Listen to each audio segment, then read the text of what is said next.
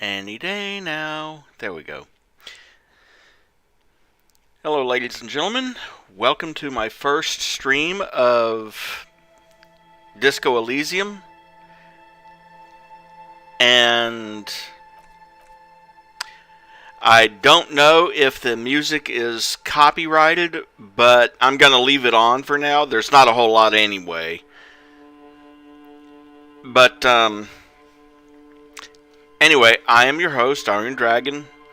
I kind of got out of the habit of doing this during the intro, but I'm going to go ahead and say it. If you're new to the channel and you like what you see and you'd like to support it, don't forget to like and subscribe and maybe click that notification bell. I also have a Discord server down in the description field. It's not fancy or anything, but we can hang out and talk about video games or whatever. So, Disco Elysium came out, well, actually, it originated in about 2014. The game came out in 2019, but the origins start a couple of years before that. An Estonian author came up with the role-playing game and wrote a book set in that system. But unfortunately, the book only sold about 1,000 copies total. And as a result, he went into a depression and alcoholism for about 3 years. When he came out the other side of it, one of his friends, who had also been through alcoholism and depression, said, "Hey, I have an idea. Why don't you try turning it into a video game instead?" So they founded Zalm. In fact, the ZA is part of his name. And they created Disco Elysium. And when it came out, it caught the gaming world by storm, if the reviews are anything to go by. Pretty much every major review outlet at the time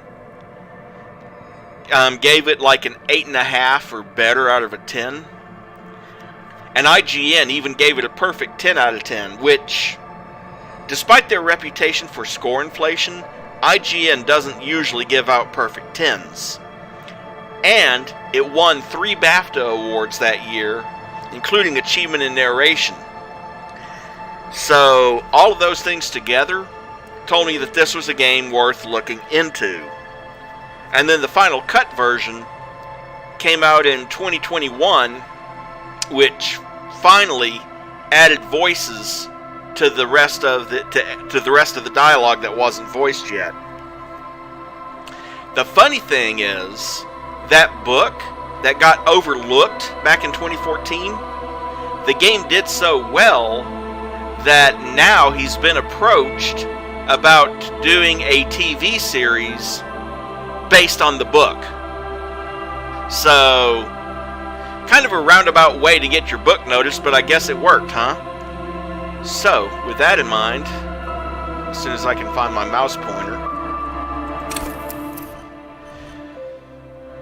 Now your character in this game has 4 attributes. You have intelligence, psyche, physique, and motorics. Which motorics is the other part of your physical stuff. I'm gonna go here first. Your intellect, as it says, it's your raw brain power, how smart you are. Psyche is your emotional intelligence. Physique is your musculature. And motorics is essentially your senses and agility. And you start with a 1 in all 4 attributes, plus 8 points to spend. So you can start with a spread like... So you can start with a spread 1, 2, 4, 5, or 3s and everything, or whatever combination you want. Now your attributes never increase. Once the game begins, that's it. And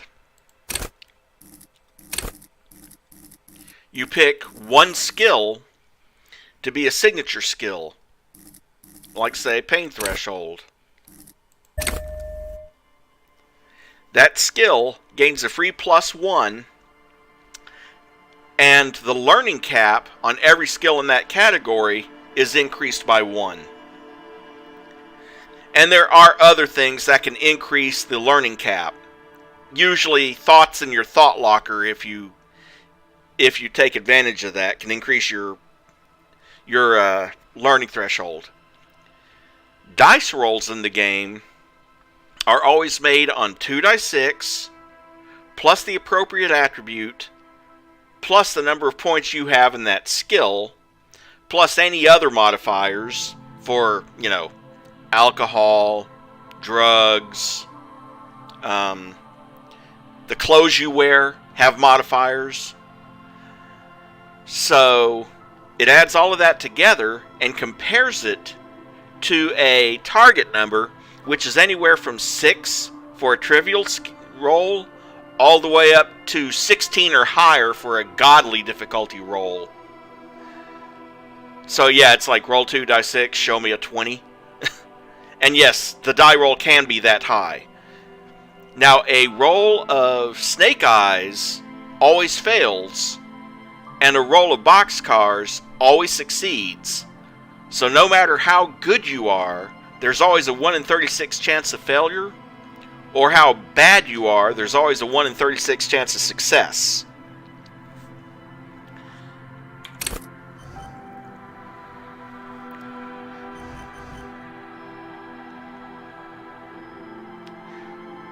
Now, I did play a thinker the last time, high intelligence.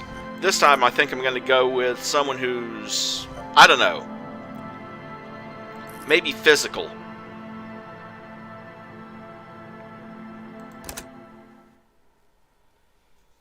Oh, and there's also passives as well. Passives is your stat plus your skill plus 6. There's no die roll, it's just a flat 6. There is nothing, only warm primordial blackness. You're conscious ferments in it, no larger than a single grain of malt. You don't have to do anything anymore. Ever. Never, ever. Never, ever, ever? Never, ever, ever, baby. An inordinate amount of time passes. It is utterly void of struggle. No ex-wives are contained within it. Yes, it is. You got it, sweet brother. Nothing upon nothing upon nothing. I know you do, baby. I know. How about you cough up some more of that sweet oblivion? Smooth passage. Alonzi, let's go. Alright, nothing down to fuck all borough. Oh look, there's I am tired of being this type of animal and who gives a shit. Not you.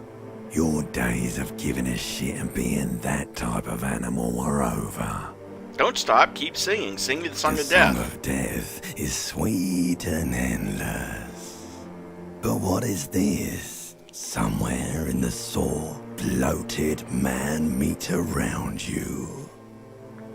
A sensation. I might have used a word other than man meat there, but that's just me. Like a fly to the ointment, your conscience sticks to it.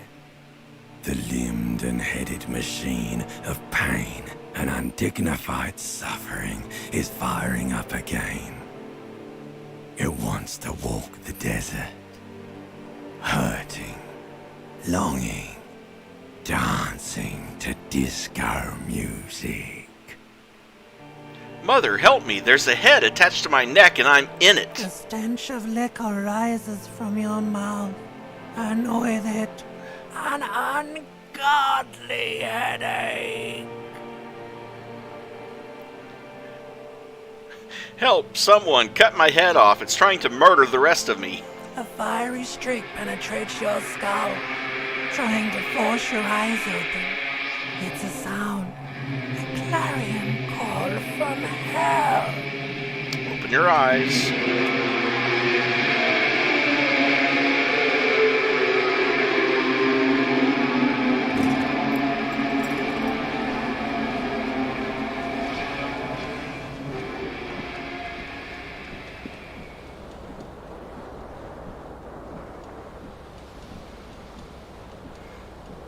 Okay, well, I guess we might want to start with putting our clothes back on. You hear a jingle. Keys are clinking in the pocket of your flare-cut pants. It says, whirling in rags, on the aluminium keyring. There is a single key on the ring. The number 1 is etched on it. It should open the door.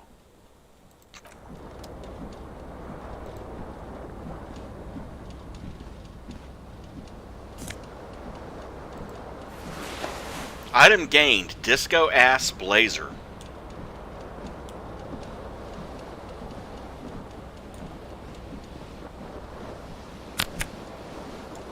One thing you can do is you can hold the tab and it'll highlight anything that's interactable.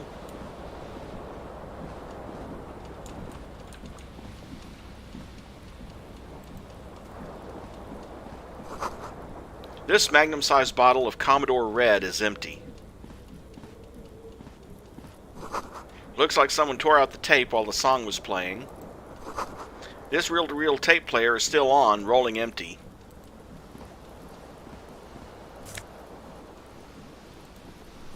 Item gained, green shoe, left foot.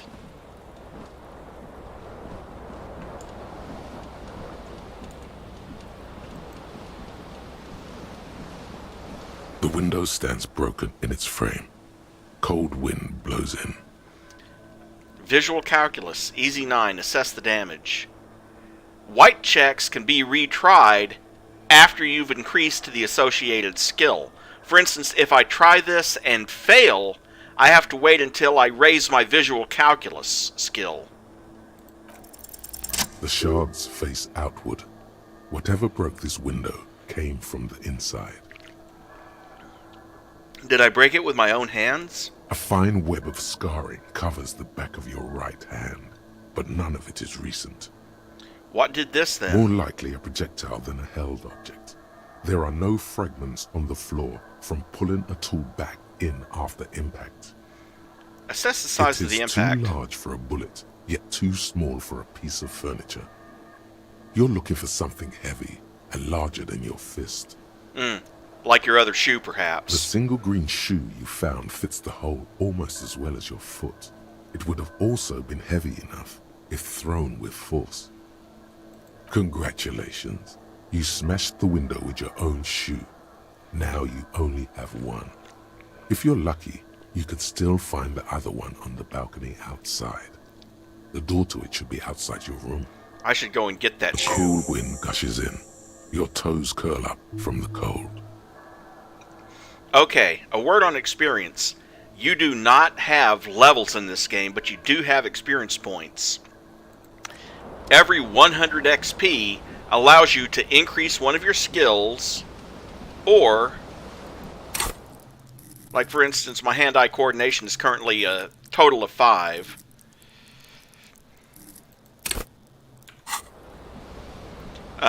Or it lets me go into my thought locker, which I don't think I can access yet. This, of course, is my quest journal and my inventory.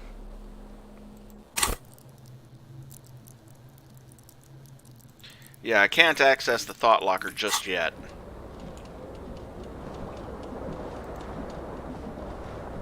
This fan has 2 chain pull switches. One ends in a tiny fan, the other in a light bulb. A truly horrific necktie has somehow attached itself to one of the blades. Now, because I've got savoir-faire of 3, You swoop up and catch the tie. Snap. It's released from the blade. the normal procedure is to turn off the fan and then grab the tie, but if your savoir-faire is high enough, you can do that. What you have in your hand is a truly hideous necktie with 4 or 5 different patterns. The knot reminds you of a noose. A terrible mistake. Turn the lights off immediately. You can practically feel the photons burning a hole in your brain. It's just a little hangover-induced photosensitivity. Don't overreact. And that was a passive, because you notice it didn't roll there. Little black spots dance on your retinas. It's almost pleasurable.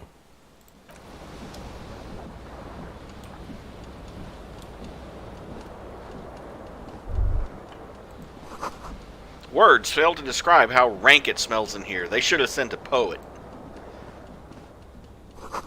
You see bottles in the bathtub. Wine, beer, and sweet liqueur.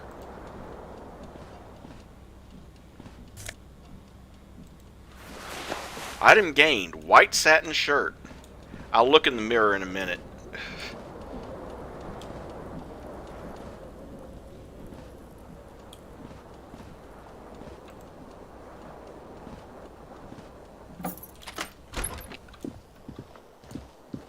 All of a sudden, he walks normally.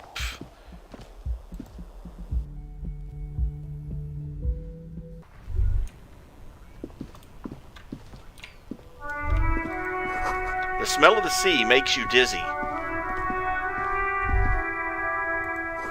A gust of briny wind washes over you. Item gained. Green snakeskin shoes. There they both are. Two identical shoes. Both copiously green and indiscriminately snakeskin, reunited on your feet. How do they fit? They're balanced, comfy. Feels like the only good thing about you right now, truth be told.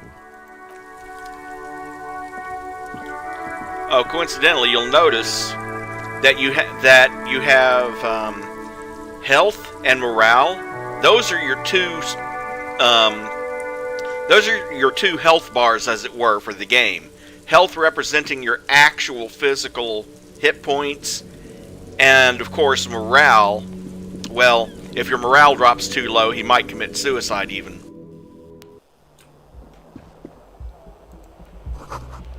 There's something on the table. Yeah. 0.4 real, so...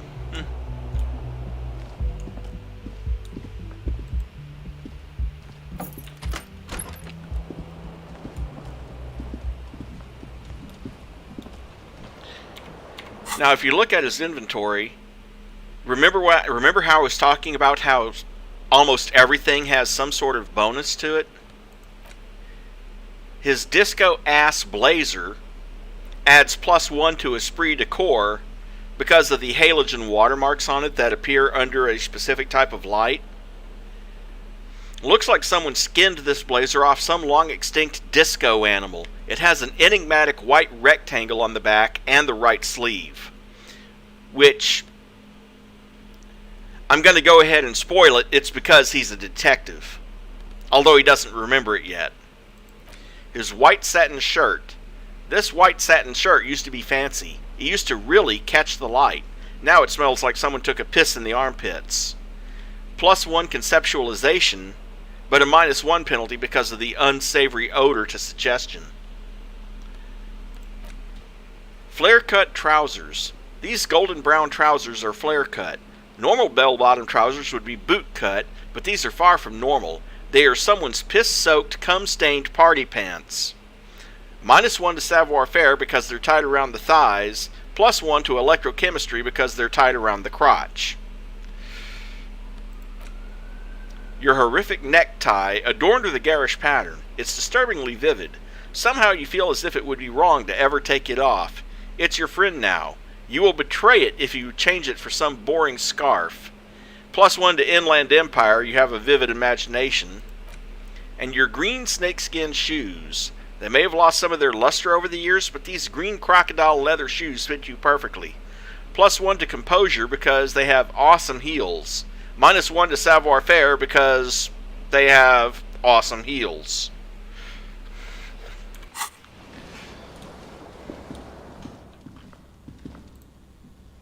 A mirror hangs above a bent and broken sink. In a fierce discharge of masculine energy, someone has ripped half the faucet off. Hot water sprays from the base and steam covers the mirror. You cannot see yourself, just the outline of a man. Suddenly, you realize you have no memory of the face that awaits you there, underneath the soft vapor. Oh, coincidentally, the disco in Disco Elysium it's a play on words. It's got multiple levels of meaning to it.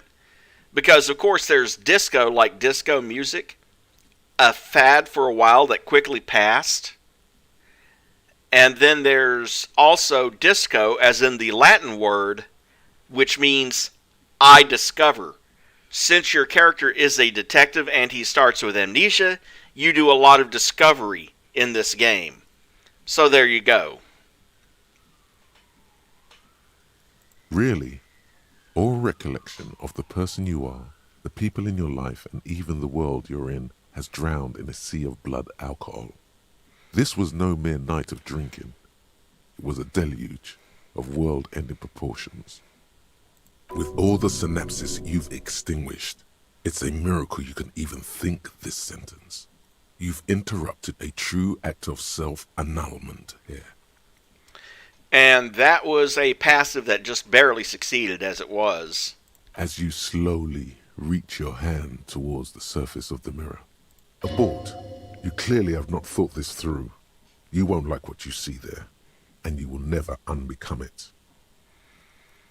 I don't care. I hurt myself. It's what I do. You have no idea who this thing is, do you? Of course I do. It's is it some kind of superstar? I think I'm a superstar. Or this is the face of a late-stage alcoholic. Too late. You clearly have rigor mortis on your face. Or wait, is that an expression? Are you trying to make an expression with that face? Why? I'm not making it. The face is making it Please itself. stop. It's horrible. You're scaring yourself. Okay. Oh my God. You can't stop. It's like it's not even voluntary anymore. You have worn that grin into your face and now it won't come off. What does it even mean? What is the emotion you're trying to convey?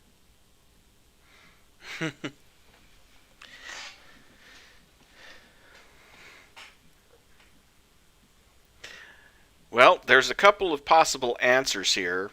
If you're going for the superstar cop, obviously superstardom is one you should go with. I'm insinuating that I'm vaguely sympathetic. I think I'm sort of pulling it off in a sad has-been kind of way. There is some charm to it. It might have been 10 years ago. It's little more than a cadaverous spasm now. I can attempt to locate the source of the expression or attempt to stop the expression from happening. It is possible, but I'm going to have to increase some skills before I do either one. They are repeatable skills, but given that target number at this stage in the game, I would have to I would have to save scum to even come close.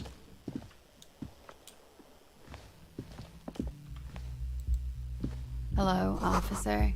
The calendar says it's March. The year is 51. No, not 2051. This isn't our planet.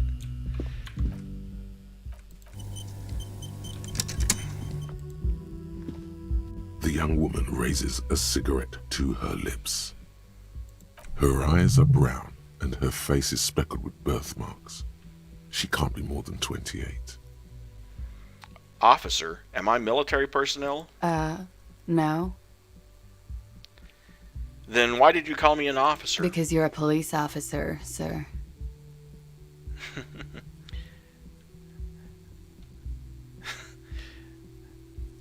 Yeah, are you sure? I am, yes.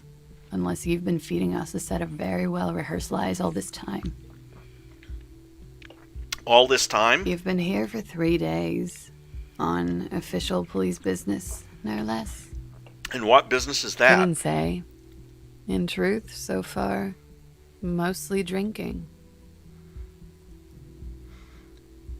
Why don't I remember being a cop or anything else? Could it be because of the drinking? Yeah? She hasn't had time to put her makeup on. This is her morning cigarette.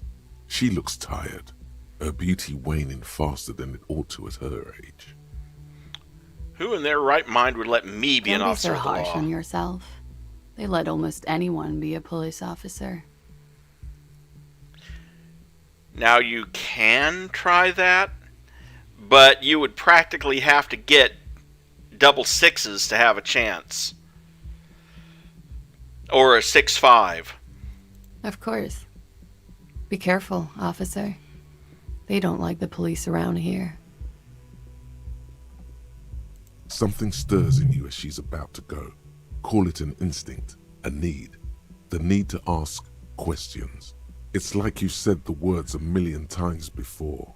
She looks back at you, a light glinting off her eyes. Before you go, I have some questions for you. Yes? What is it that they have against the police here? The dock workers are pretty cocky. They think they're police enough. At least here on the coast. I can't say about the rest of the city. Where exactly is here? Where am I? You're in a hostel, sir. No, where are we? Where in the We world? are in Revachol. Should that mean something to me? You sure look like you're from Revachol. Revachol parties. Tell me, is it 51 now? It's 51.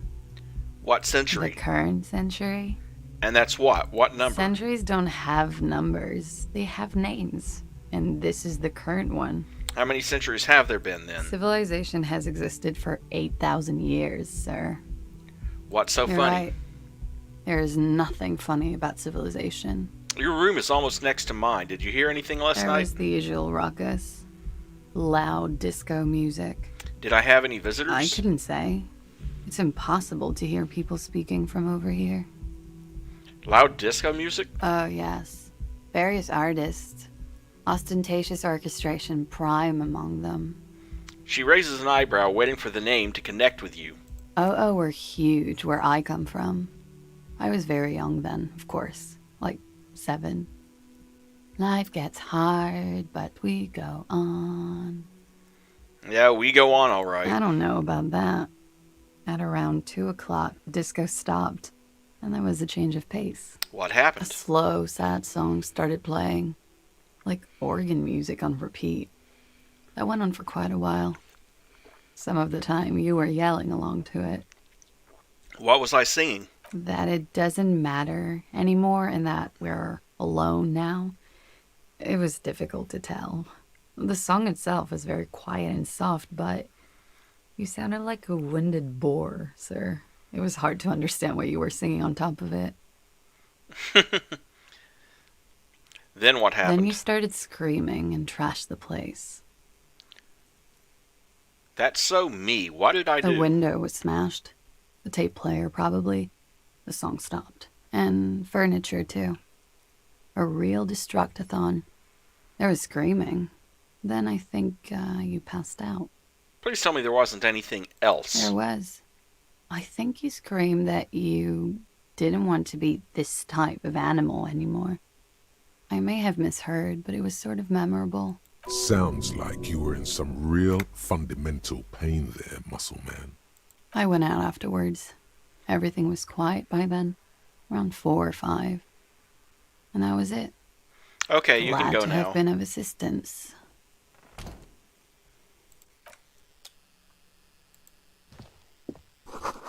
Looks like she left a nice long stub in the ashtray. It's still smoking.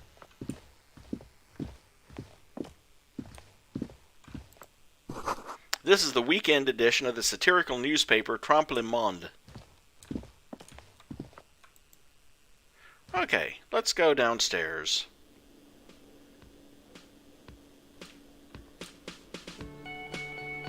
That's your partner, Kim Kisaragi.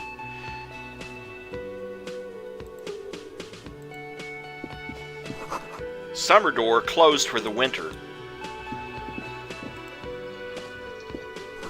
This is where the lyrics would be. A big old karaoke mic just waiting for someone to sing into it. The speaker is connected to the radio. The music is seasoned with You should static. totally sing karaoke here. The first chance you get. Your emotions need to be expressed. People need to know your vast, oceanic soul. My soul's cubic content is obscured by the hangover. Of course, at this point, precise measurements of your soul can only be performed from the outside. It needs to be heard. Oh, another thing about this, you notice it says Inland Empire, of course, at this point and so on. That's actually the Inland Empire's skill talking to you. Your skills are aspects of your fractured personality, so your skills talk to you in this game. Through a PA system, by other people, whether they like it or not. Ram it up their ears, says your adrenaline gland. Violently express yourself. You should sing the sad, slow song you were listening to last night. Thought it was obvious. I was thinking maybe I could sing something happy. No. Don't sing the happy song. It's stupid. Sing the sad song. It's profound. Well, first I'd have to find You a have tape to find anyway. out how the song goes first, though. Maybe a tape of something appropriate would help. This goes well with the theory I'm developing, that I'm a down-on-my-luck superstar person. Who is mistakenly identified as a cop for his prominent jawline? Yes, sounds likely. You should probably go on stage and pose for a moment when you're done with this thought. See if it works. Finish the thought.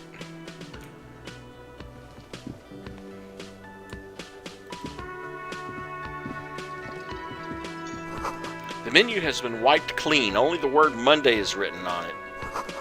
This is a water cooler. A large bubble is rising to the surface. The soft purr of an electric juicer comes from the kitchen. Someone is working. The door is bolted. A sign reads, "Kitchen reserved for personnel until 1300 hours." Inside you catch a glimpse of union paraphernalia. A strike poster, some red pennants. The sign reads, "Mess hall reserved for union members. Doors open at 1600.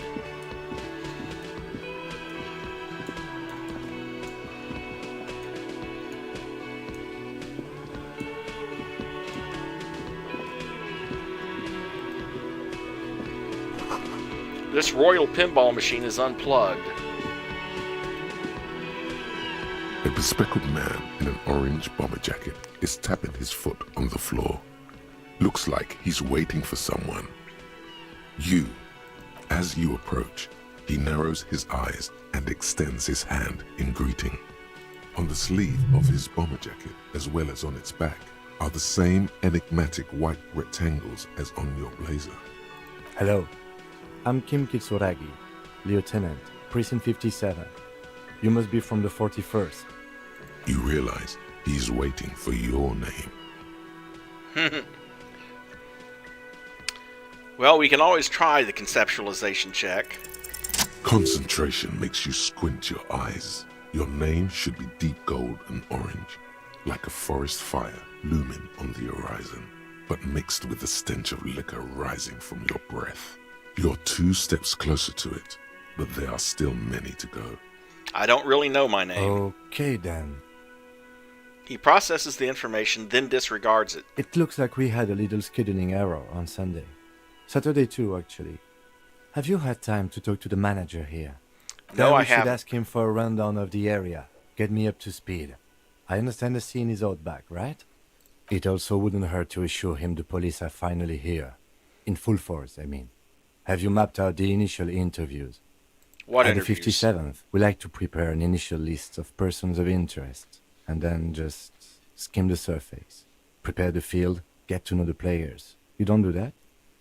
Maybe it's not an inter-district practice. Yes, the police. I'm aware I'm a Right. policeman. And the interviews? I haven't. Okay, we'll have time for that after we take a look at the coroner's case. Have you removed the dead body from the tree? Dead body? Mhm. I don't like dead Sure. bodies. But did you take it down from the tree? No. So, the body is still in the tree. This is the first time you detect a weariness in the lieutenant's voice. It is obvious he would have preferred for the body to no longer be in the tree. I would have preferred for the body to no longer be in the tree. Where it has been hanging for 7 days straight. Ew. We should go there as soon as we are done talking to the owner. I would have preferred for it to no longer be in the tree 6 days ago. What a shame. Get to it now. Rip that body down from the tree. But I can't remember I anything. can see you drank last night and the night before, and that you are still drunk now. But I have seen officers go through worse. Much worse. If you need something for your headache, there is a general store nearby. But as I said, the dead body should be our #1 concern. A painkiller would be good about now. This thing is pulsating with discomfort. The best cure for a headache is, of course, morphine. They won't have that, so cigarettes will have to do. Don't worry about the body, I'll rip it After down. it's been up in a tree for that long, any kind of ripping is inadvisable. True that. Woods, filled with stinking horrors. Let's get To going you, then. officer. If you're about to embark on an investigation, shouldn't you have a badge? Wait, shouldn't I have a badge or something? You mean you don't have a badge? It wasn't on me when I woke up. Losing your identification card is a serious matter. My vehicle has a shortwave. You can use it to report your badge missing. I advise you to try to locate it as quickly as possible. But getting the body down should still take precedence. Lieutenant Kitsuragi is now in your party. You can talk to him whenever by interacting with him. Okay, well. Might as well go talk to this guy and get it over with. A man in his late 20s with a thin, unimpressive beard notices you approaching. He drops the ledger he was holding and turns to the lieutenant. Mr. Gart, right? The You run lieutenant, this place. the lieutenant glances into his little notebook. Yes. He responds tersely. I am Kim Kitsuragi from Precinct 57. This is an inter-district investigation, so joining me from Precinct 41... He looks to you, realizing he still doesn't know your name. Why does golden orange like a forest fire but smells like Are liquor? you kidding me? Kim is about to say something. Let him. Right. Now, I know it took us a while to arrive at the scene. It also took you a while to call us and report the dead body. It was you who placed the call, yes? No, I only just got here. It was probably Sylvie who called you. She usually works the bar here. I'm only temporarily taking over her duties. Do you have her number? As a matter of fact, I do. He looks behind a pile of coasters, finds a slip of paper, and hands it to the lieutenant. This sounds like something you can use to call this Sylvie later. You said you just got here. From where? Are you a local? What, of Martinez? No. I live in Jamrock. I only sometimes come here to keep an eye on the place. This is just one of the many, many cafeterias I manage. But you still know your way around, yes? In case we need directions. Yes, I know where some things are, but as I said, I don't live here. I just used to work here. And I'm not going to start working here again, if that's what you think. I didn't imply that. Detective, Yes? I have everything. You? Oh, you mean do I have questions? Yes, he means, do you have questions for me, like a police officer would? The cafeteria manager is clearly agitated again. Where Behind exactly this is the building, body? There's a courtyard. They hoisted him up on a tree there. And how do we get there then? That's easy. See that door there? First you exit through that. Then to your right, you should see a big hole in the fence. A really big one. You can get to the courtyard through there. No need for the keys. The hole is big enough for the Franco-Nigerian cavalry to fit through. Am I the only one who thinks he's very carefully spelling everything else out step by step for your character? I don't know who killed him. I'm not the police. That's your job. He doesn't know. He just said they hoisted him up on a tree. Who is this they? Before you said they hoisted him up on a tree. Who do you mean by they? Oh, people are saying it was the union dock workers. That it was a lynching. Who exactly is saying that? The locals, the customers, the people who eat here. A lot of dock workers eat here. Sylvie told me everyone knows the dock workers did it. Did the debarders themselves tell her this, or is it a rumor? I don't really know. You'll have to ask her. Why would the dock workers lynch this man? I would suppose it's because they have nothing better to do. You mean the strike? Yes, the strike. The man they hanged was a security guard for the harbour company, I hear. A mercenary. The Unionistas probably thought they'd send a message. I could ask, did you kill him, but I don't think so. The lieutenant turns the page in the little notebook he's been scribbling in. Why did Sylvie go away? She went away because none of your business. Fine. Extra fine. No, I'm not the bartender. I'm the cafeteria manager. Understood. I hope it is. That's all. Not so fast. You owe me 130 real. What's Real? Oh, excuse me. You owe me 130 real. He pronounces the R with a mock aristocratic accent. The IIR, or Inter-Isolary Real, is the global reserve currency. Whatever part of the world you're in right now, it's safe to assume he means you owe him some money. Oh, I understand. You mean I owe you money? Wow, you're a genius. Yes, that's right. Money. You owe this establishment 130 real. He points to the red ledger on the counter. What do I owe this place for? Let's see. 3 nights at a tariff of 20 real comes to 60 real. Then there's the window you annihilated. The hole in the window was the first thing I saw when I came to work. So don't try to tell me you didn't. That will be 40 real in damages. Another thing you've annihilated is half the bar. You've run a tab of 30 real. Actually more, but we'll round it down to 30 for your hard work maintaining the stability and order of Revachol. That's 60 plus 40 plus 30 equals 130 real. And yes, real is still money. But what exactly is What are money? you, a philosopher? Actually, I might Money be. is what grown-up people use to pay for things. Things like this hostel room, or 8 bottles of potent blend, and 9 packs of Royal Extra. We use it for everything, really. He really has the sarcasm going on, doesn't he? Then again, considering those questions, I can't blame him. Yes, it is. No, you see, that's 40 cents. Cents are a form of currency 100 times smaller than the real. I'm not even going to take this. Come back when you have 130 real. 100 times smaller? Yes, That's horrible. it is. He demonstratively suppresses a world-weary sigh. What I'm happens now? sorry, but he has to pay.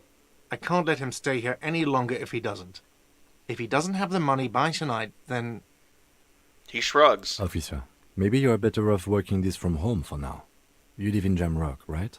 It's not that far away. I'll take my chances on the streets. No, don't. There's no need. You really need to take this up with your station. I have a shortwave radio in my car. Call them, ask for assistance. We have to get this investigation started now. Good luck. By the way, where is home? The address is coming up blank, and this place sure isn't it. Do I even have one? But you've been at this hostel cafeteria for only 3 nights. Where were you before? You had to be somewhere. I don't know. Near? South, maybe. You don't really know, do you? I don't. Does this mean I'm homeless? South, maybe. Doesn't sound like somewhere you can stay if you run out of money. I'll live in a dumpster. I don't care. Screw everything. Hobo cop. Entertain the thought when you get the time. Maybe being a hobo and a cop has its advantages. And that has unlocked a thought in the thought locker. There's 53 thoughts in the game. And you start with the ability to internalize 3 of them. And for every 100 experience points you spend, you can unlock 1 more up to a maximum of 12 thoughts. Or you can spend 100 points to get rid of a thought that you don't need anymore. So, Hobocop. Research time, 4 hours and 20 minutes. If I internalize this, -1 composure for that 4 hours because I'm ungainly and rambling. A cop and a hobo. A hobo-cop. Upsides. Can be disheveled, doesn't have to wash, carries himself with lurched gusto. Hobo-cop doesn't need anyone or anything. No one can kick you out because you don't have a home. Never pay rent again. Never again here. You're drunk. Why did you even come here? Go home. You're embarrassing yourself. Downsides. Are there any? I mean, seriously, give me one. And if you internalize that, it flips around into the game shows you extra bottles, and essentially it's recycling. They call it terror. Let's go ahead and start internalizing that.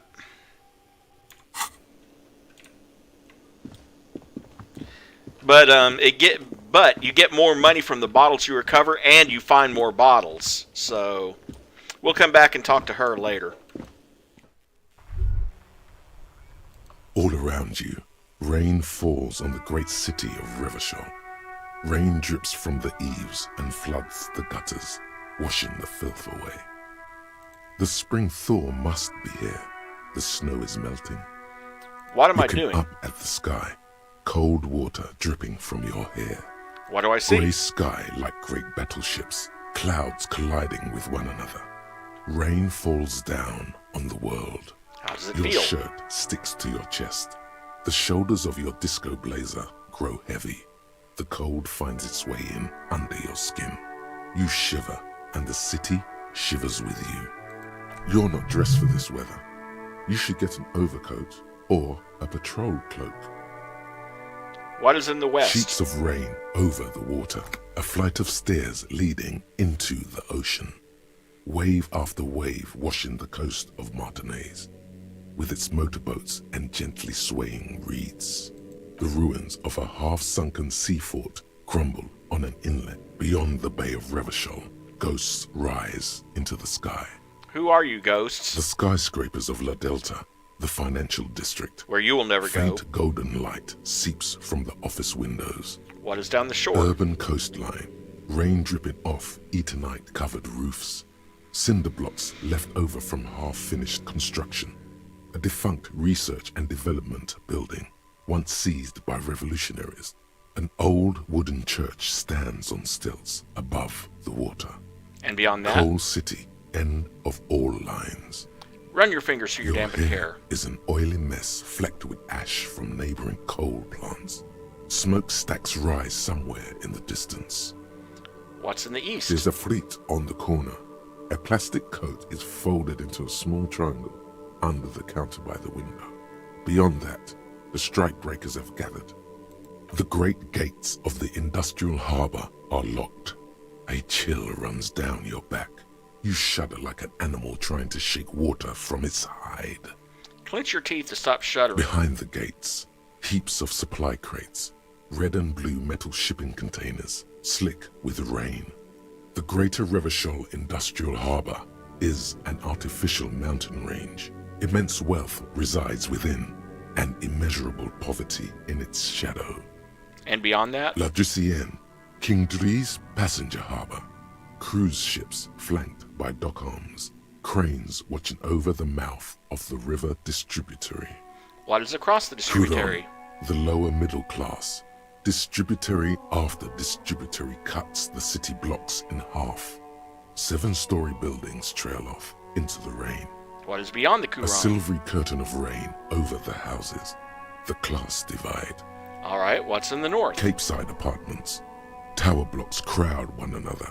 4.46mm bullets still lodged in their war-torn stone walls. That's a really weird caliber, by the way. 4.46? Hallways collapse from the mortar hits of a war that was lost long ago. Clotheslines go to waste in the rain. Radios play. And closer to here? A yard. Rain falls onto the roof of a woodshed. Coal leaks into a puddle beneath a dead man's feet. He swings from a tree, bloated. Droplets of rain slip from his cold cheeks. What's in the A south? traffic jam. Rain thrumming on the roofs of motor vehicles. Inside, drivers watch water streaming down their windshields. The statue of a king shudders. He too is cold. The canal bridge has been raised. And on the other The side? road ascends. A raised motorway loops above the ghetto. Beneath its concrete columns, a sea of rooftops, woodwork, and tar stretches northward. 4-story buildings as far as the rain can fall. The snows melt in Jamrock. What is Jamrock? Revachol is the capital of the world. Jamrock is the capital of Revachol. Droplets form on your eyelashes. It's home. Where the hood, where the hood, where the hood at? In the cut. Where the hood at? Why am I To not be there? in Martinez, where no one goes, at the runoff point of a long-forgotten canal, in the whitest part of town. In the shadow of the day, the revolution fell. What am I doing here? Standing in the rain, looking north, where Jamrock Rock City stretches inland. In the rain-swept distance, above the rooftops of Jamrock, a repurposed silk mill stands perched above the motorway exit. Precinct 41 hunches in the rain. It's the only home you have now, but you can't go back. Not like this. Your vision blurs. You wipe your face with your hand. The rain stings your eyes, making you look up and blink. Coalition aerostatics hang like apparitions under the cloud cover. Way up there, where rain forms, rotors flutter silently. Your sight clears. Okay, finish the This thought. rain will not let up anytime soon. You should get a raincoat. There's a freight to the east. They sell them there. Yeah, but I think they cost way more than 40 cents.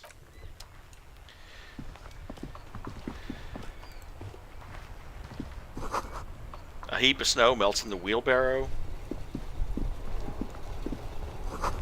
The sign reads, F the police. Pigs go home. The street name is illegible. Yeah, people don't like the police around here. Here's his car. Before you stands a motor carriage. The bodywork is covered in blue and white livery, bearing the number 57. Vapor emanates from the large engine on the back of the vehicle. It hasn't had time to cool off yet. Open In the the door. cabin, you are welcomed by a set of steering levers, a radio microphone on a hook, a pull-out toolbox under the seat, and the soft glow of the fuel preheater gauge. A scent of leatherwork and heavy fuel oils washes over you.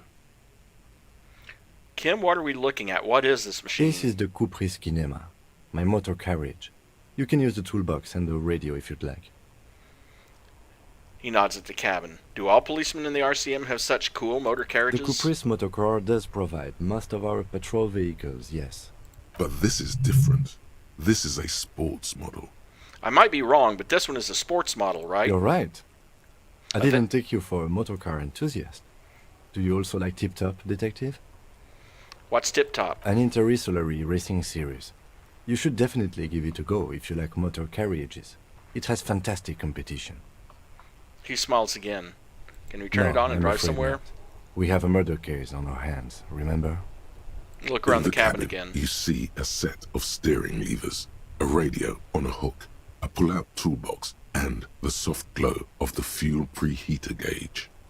Tap on the fuel As you preheater tap on the gauge. gauge, the indicator pin jerks as if startled. It's in the large orange sector, indicating the engine is warm. Next to the gauge is a red switch labeled heat. There's no use pressing the heat button. It won't start without the ignition key. Alternative translation. Don't even think you can drive my MC. Run your fingers over one of the The steering white levers. suede feels luxurious under the touch, and the metal clutch handle so very familiar in your palm. Pull out the The pull-out metallic drill toolbox. slides out from under the seat and clicks into place. The tools inside are neatly organized. Take what you need, officer. It's going to be a long case. I'm not protective of my tools, like some men are. He's clearly a little protective of his tools. But what can you do? Work is work. Take the red-tipped pry The bar. pry bar feels nice and cold in your hand, heavier than you'd think. Cold and heavy, like truth. You feel like you're reunited with truth once more. Useful for opening all sorts of doors and lids. Take the rubber handle chain The cutters. handles are long and sleek. Snap, snap, go the cutters in your hand. You can do good work with these. Cut chains, locks, and ropes, especially belts. Take the hand It's crank robust, flashlight. weatherproof, and well made. Police issue, blue, lets you see things in the dark you would otherwise miss. Push in the pull-out toolbox. Slides back into its nest. Pick up the radio. The frequency tableau lights up, and the green button labeled Prime Line glows like a feline eye. And then you hear something. The soft purr of electrical kittens. Radio waves cast far and wide over the metropolis. A woman's voice greets you through the static. This is Precinct 57. Hello, Lieutenant. How may I assist you? Hello, Alice. Please assist our colleague from the 41st Precinct here. I'm putting him on. Operating the radio is easy. Just be confident. You've probably done it 1,000 times. Hi, Alice. This is the officer from the 41st Precinct speaking. Nice to meet This you. is Officer Alice Demetri, Precinct 57. How may I assist you? A voice replies in the radio. Under the green Prime Line, a yellow saved button catches your eye. You wonder what the lieutenant's default radio station is. Could you connect me to the 41st Precinct? I have something I need to Just report. a second, officer. She puts you on hold, the static crackling softly like a bonfire. After a while, you hear an old man greet you from the radio. His rattly voice is oddly familiar. 10-2, 10-5. This is 41st. Come in. Over. Hi, this is me here. I work at your station. 10-4. What's your status? Over. It's not good. 10-18. 10-20. Over. Please just talk human to me. These numbers mean nothing to me. State your message, sir. Over. I need to report my badge missing. 10-9. Repeat message. Over. My badge. I can't find it anywhere. Basically, it's gone. 10-4. Message received. This is a very serious situation. I need to 10-22 the captain. Over. 1022, the captain. This sounds bad. Bad and scary. Like being called to the headmaster's office in school. Is it him? What does he want? Says he lost his badge and needs to report it. He what? He lost his badge? Hey, who is this? This is Communication Officer Jules Pidieux, sir. Over. Oh, the other one. Partner? Over. What is he saying? He's asking who you are. I'm his goddamn partner. It's your partner, Satellite Officer Dietmar, sir. Over. Did he lose his memory along with his fucking badge? Well, as a matter of fact, yes. The man in the background sounds like he's losing his patience. Who lost his badge? Dick fucking Mullen. Who do you think? It's Officer Dick Mullen from the bestseller Dick Mullen and the Lost Identity. He says, fighting off laughter. Dick Mullen is not your name. It's the name of a fictional detective who would not lose his badge. Defend yourself. Immediately. They're laughing at you.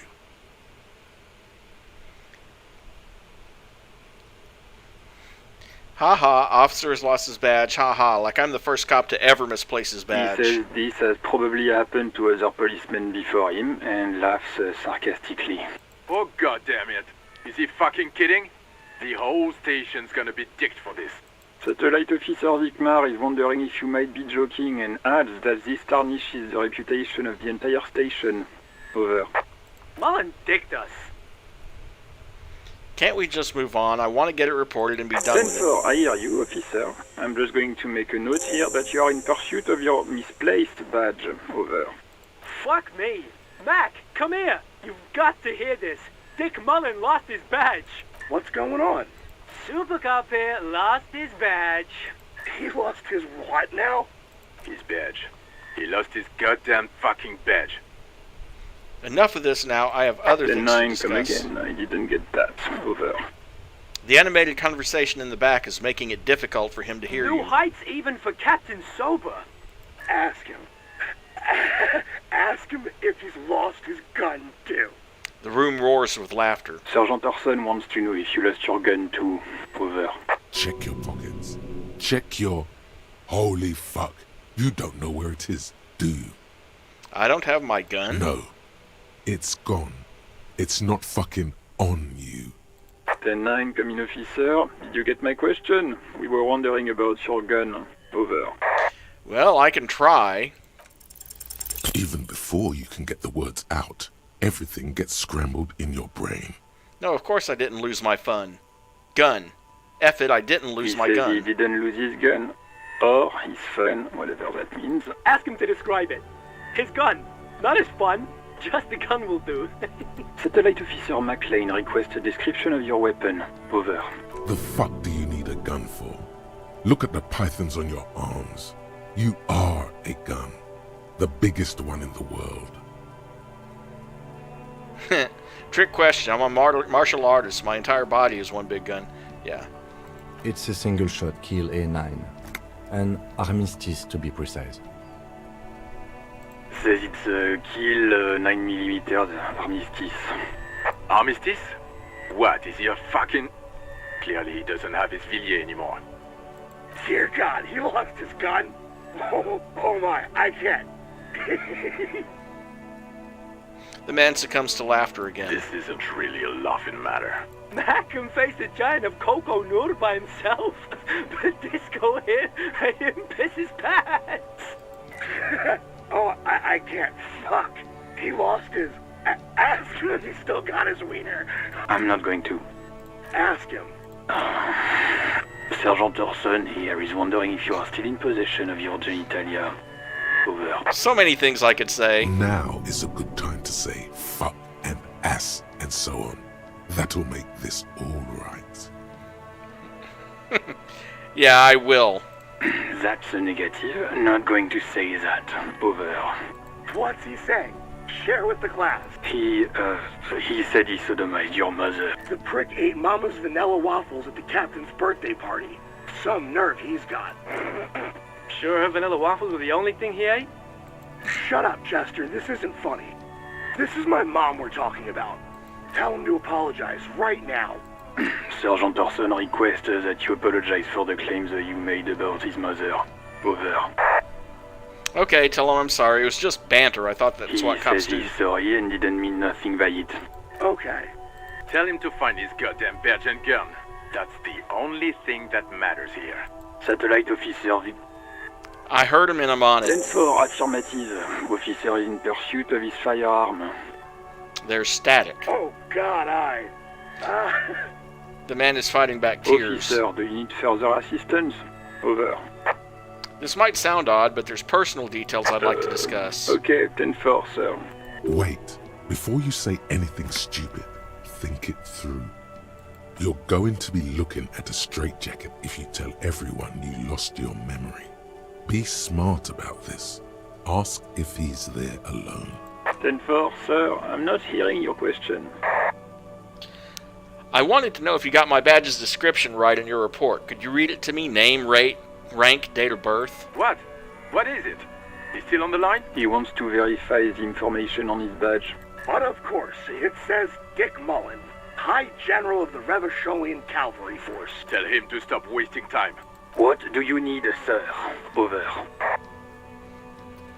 Please refer to me with my full name in the future. 10-9, repeat message. I didn't get that, sir. Over. Stop calling me sir and just use my real name, will you? What? What is it? He seems intoxicated. Mullen's drunk and emotionally... Wrap it up. Don't indulge in his drunken antics. Any news about my family? Excuse me? No, sir, I haven't. You're not really keen on mentioning your home life, so I've always assumed... Have I ever told you about my life before the RCM? 10-4. Does he actually want something, or... He asked if he... For God's sake, goddamn... Sir, satellite officer. So, was there any... That's a negative, sir. I got... Understood, sir. Over. I'm in dire need of financial 10-4, I assistance. hear you. What does he want? He's asking... Is he fucked? I don't think he is. Don't give that asshole anything. He's just gonna drink it all. Alright, that's a negative on the additional funds, sir. Over. Please, I'm begging you here. I don't even have a place to sleep He tonight. says he's in trouble. Doesn't have a place to sleep. Well, I guess he'd better crack the case before sundown then. Vigmar said... It is paramount to the He investigation. says it's important to the case. He isn't getting a red cent.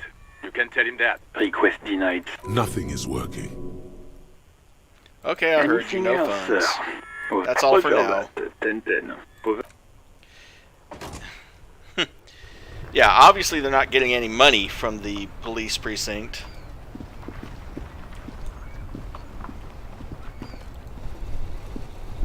Sorry for speeding through that, but I kind of got tired of hearing that voice over and over again. Some great tectonic force has cracked the pavement like an eggshell. Okay. An ancient fountain. It doesn't pump water anymore. There's a tree in it. Tire tracks leading onto the roof. The slush and rain has almost washed them off.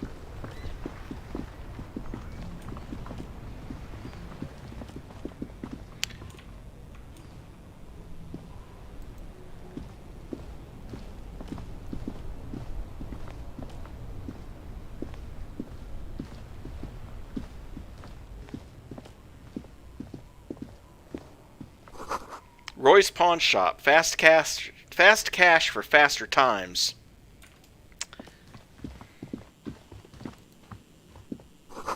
Water lock out of order until Wednesday, 7:15 a.m. Good morning to you, officers. A burly man hangs out by the waterlock, carving up a generous serving of salami with an old hunter's knife. His eyes are fixed on a man stranded on the other side of the waterlock and on an enormous billboard that has fallen down into the canal between them. His posture is relaxed. Despite his powerful build and a knife in his hand, this man resorts to physical intimidation only infrequently, if at all. Do you know what caused this wreckage? I wasn't here to witness it, but those look like tire tracks on that sign. Weird, huh? Then again, plenty of daredevil drivers in Rivershell. Too bad it also takes a year and a day to repair anything around here. Especially a waterlock. The rest of the coast is closed off till then. Do you know what's further down the coast? Well, there's the fishing village, an abandoned fish market, a bizarro church. Not much use to the congregation, though. There always seems to be something wrong with it. He thinks for a moment. Yeah, not really much else.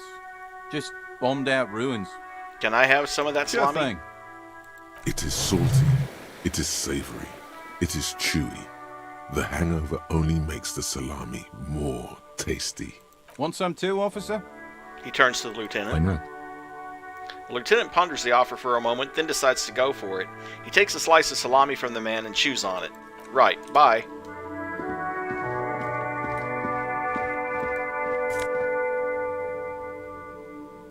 Take all. And it automatically equipped... No, it didn't.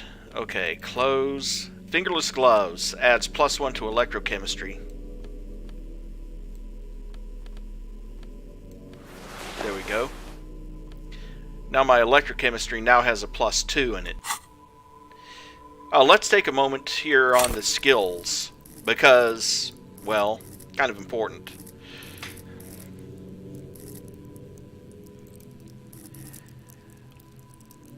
Obviously, hand-eye coordination. Ready? Aim and fire. Hand-eye coordination, cool for trick shooters, snipers, and jugglers. Hand-eye coordination loves the interactions between you and things that fly in the air. It enables you to catch coins from mob bosses, shoot straight, and understand firearms intimately. Want to know the precise make and mark of a pistol? Hand-eye coordination's got you. Want to shoot someone with it? Ditto. At high level, hand-eye coordination makes you deadly, supposing you've a weapon in your hand. But once you do, HE coordination will compel you to take the shot, even if it's not the best approach. At low levels, you'll be even more of a disaster in waiting, because when the guns go off, and they always do, you'll probably hit the wrong target. See, here's the thing about this game. The higher your skill rating is, the more... basically, extremely high or extremely low skills can sometimes be dangerous to you. Perception. Well, that's pretty obvious. Perception wants you to be open to the world, with eyes, ears, and nose working at full capacity. It enables you to take in what others don't notice. The little wad of bills hid away in the sugar bowl, the odor of a perp hiding beneath the floorboards, the gulp of a suspect after claiming they've nothing to hide. At high levels, perception takes in every detail of the physical world, enough to overwhelm all but the strongest mind. But with low levels, you're going to miss out on everything. After all, you can't arrest what you can't see, hear, or smell. Reaction speed is the agility of your body and mind. It is instinct. It enables you to dodge punches, knives, and bullets. Also sucker punches of the verbal kind. You'll be more streetwise, never lost for words, or lacking a witty comeback. Your mental alacrity lets you connect little details on the fly, working in tandem with your intellect skills. At high levels, reaction speed makes your twitch reflex freakishly good. However, when your body acts before your mind, innocent situations can turn bad fast. You're high-strung, overly alert. At low levels, though, you won't be the one shooting first, which probably means you won't be shooting at all. Savoir-faire. Urges you to be better than you are. It urges you to be disco. Slip by others in Samaran boxing style, then tumble out the back with unexpected acrobatics. It enables you to move with silent footsteps, to groove to a good beat, and to lift useful evidence off perps without them noticing. It also makes you a cooler cop, whose athletic flair will certainly impress the citizenry. At high levels, savoir-faire will make you the king of cool, which is much to say the most stylish douchebag in Revachol. Nobody will see you until you're ready to be seen, and then they'll get the full treatment whether they want it or not. At low levels, however, you'll be a bumbling, feckless cop unable to catch a pair of keys thrown by your partner without losing an eye. Interfacing wants you to connect to machines, to use and improve them, because that makes you a better human organism.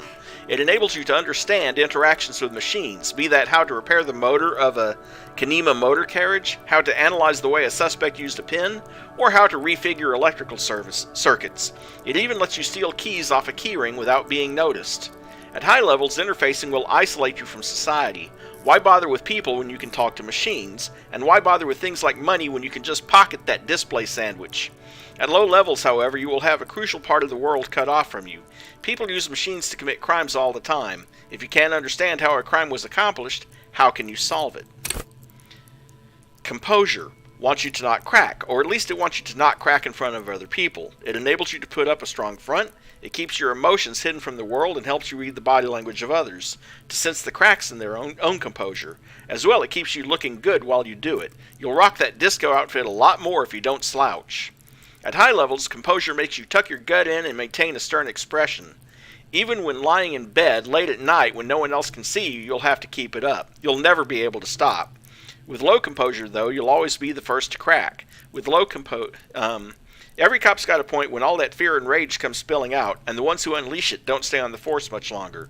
Perhaps worse still, you won't even make the ranks of the fashion police. Now, of course, this character is a specialist in physique. With endurance, it improves your health, one of the 2 health pools in the game. So if I maxed out endurance right now, well, if I could, he'd have 10 hit points total. It enables you to survive being a cop. Who cares if you can't aim a gun if you can't take a few bullets? Or if you can take a few bullets. Why be afraid of drugs that hurt your health if you're a very, very healthy man? At high levels, endurance enables you to take a few knocks to the head, enjoy a greater quantity of drugs, and shake off a few cardiac arrests. It makes you a powerful man who looks down on the weaklings who can't keep up. Cops with low endurance are likely to struggle. The body is frail already, and the flesh of a cop will often be tested. And if it doesn't pass, it dies. And you've got pain threshold. Physical instrument is your ability to use your body effectively. Electrochemistry enables you to take drugs with fewer negative side effects, and also helps you investigate lurid matters better, like, for instance, interrogating someone who's high. Shivers is kind of instinct. It lets you hear the city itself. Half-light is your fight-or-flight response. Volition adds to your psyche, and that's your willpower bar. At high levels, volition keeps you hypersane. When you're about to get funky, it keeps you normal. It's a bit of a party pooper. At low level, you'll be profoundly unstable. Inland Empire is your imagination. Empathy enables you to notice social cues. Authority is asserting your dominance. Esprit de corps is understanding other police. Suggestion is the soft power approach. Visual calculus is essentially being able to assemble crime scenes in your mind's eye. Conceptualization is art cop, basically. Drama, obviously the ability to lie. Rhetoric, debate. Encyclopedia, is basically knowledge of all things related and unrelated, and logic is pretty obvious. I don't feel like reading all of that at this time unless it's relevant. Well, let's see what's here.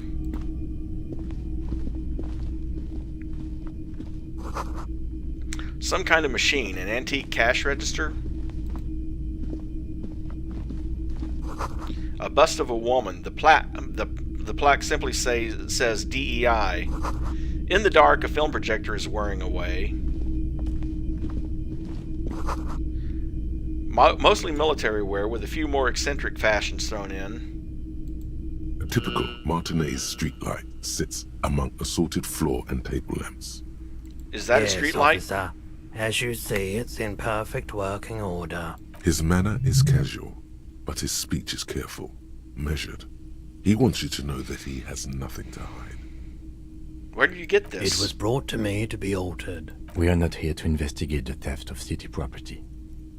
He leans in so the pawnbroker doesn't You hear have him. to admit it's rather clever what he's done with it. The light pole has been carefully cut, and the wiring has been redone and attached to a standard indoor plug. The light buzzes faintly, but persistently.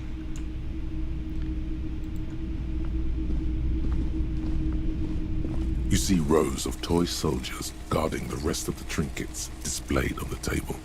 Some on horseback, others in rags, others yet in bright blue uniforms. All are stern and unyielding in their duty. Interfacing. Dig up a truly cool figurine in the box under the table.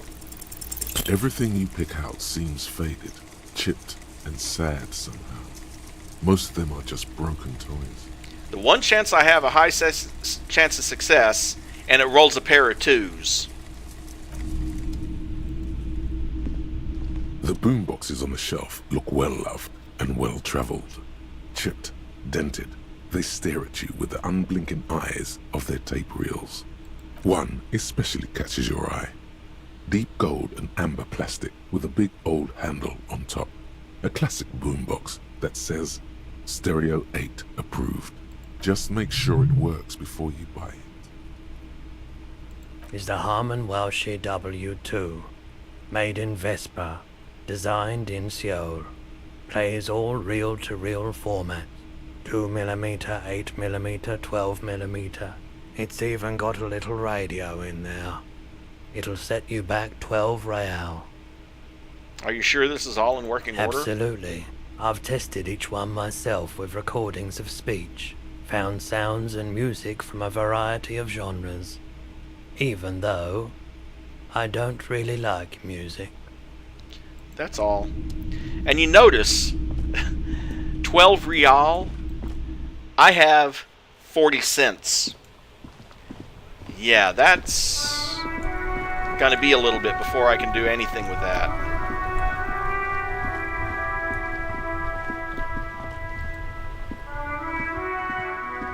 The RCM in Martinez. What can I help you with? You sound We surprised. don't see a lot of police around here, that's all. Of course. What can I help you with? What is this F the police Excuse business? me? The street sign. Oh, well, I didn't write it there. I'm just sitting here. It's alright, I didn't mean to startle Okay. you. Who are you? I am just a gardener. Cool. And what are you doing here? I'm working. Working I on have what? a greenhouse in the yard there. I've been trying to get some work done. But? Well, as you probably know, there's a corpse hanging from a tree there. It smells pretty bad, so I have to take breaks. Don't worry, miss. We are here to clean it up. You can get to work soon. Thank you. My head is about to explode from all the salts I've had to inhale. Salts? Ammonium salts. Perhaps useful for later. Since the street sign's messed up? Okay. What do you need? No problem. Of course. I can If get there's a directions from her corpse, later. Then you're going to need those gloves for the autopsy. One more thing, can I borrow your gloves? Sure. Keep them. I have another pair. She hands you the rubber gloves with no visible annoyance. None. Maybe just a tiny bit of annoyance. Thank you. And of course, that adds +1 to interfacing instead of electrochemistry. So let's swap, like I said, let's swap them out.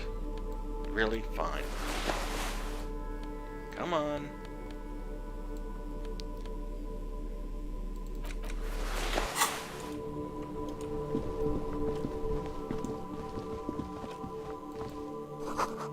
Rue de Saint-Ghislain, 8B. You see a set of tire tracks in the brown slush that covers the plaza mosaic. What kind of vehicle drove Hard through to here? say. Your vision is blurred and you're having difficulty concentrating thanks to your relentless hangover. Cop habit. You look at everything.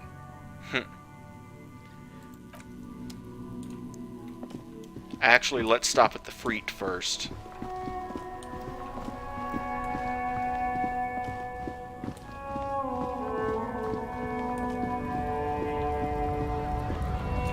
And that is the Freet.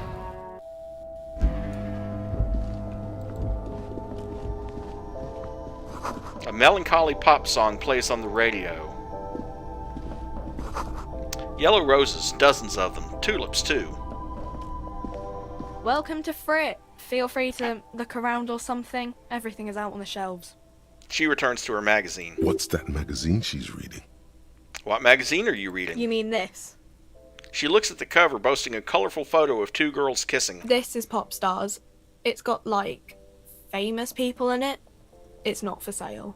Looks like it also has something called Police de la Mode, featured on page 34. This speaks to you. Forget about all that. What is this fashion police feature? It's where they rate different outfits famous people wear. It's kind of funny. They're kind of mean. It's about who's the most stylish. I bet your hat would take the prize. No. I don't like it. We are not the fashion police. We're the real police. Before we go on, what is this Freet? I don't know. Frit? Why is it written with 3 T's? I think they think that the extra T makes it funkier. It doesn't. Let's proceed. I have some questions for you. Okay. I'm not really supposed to be chatting to anyone, but... She puts down the magazine. Can you tell me anything about the dead body? I don't really know anything. I mean, I know it's there, but I haven't seen it, so... Did you know the man who died? Not really. Not really? Does it mean you knew him a little? No. I didn't know him at all. How long has it been there? I don't know, really long. What do you think happened? I don't know. No need to worry. It's just standard procedure for us to ask around. If you hear anything, let us know, okay? Okay. Thank you for your help.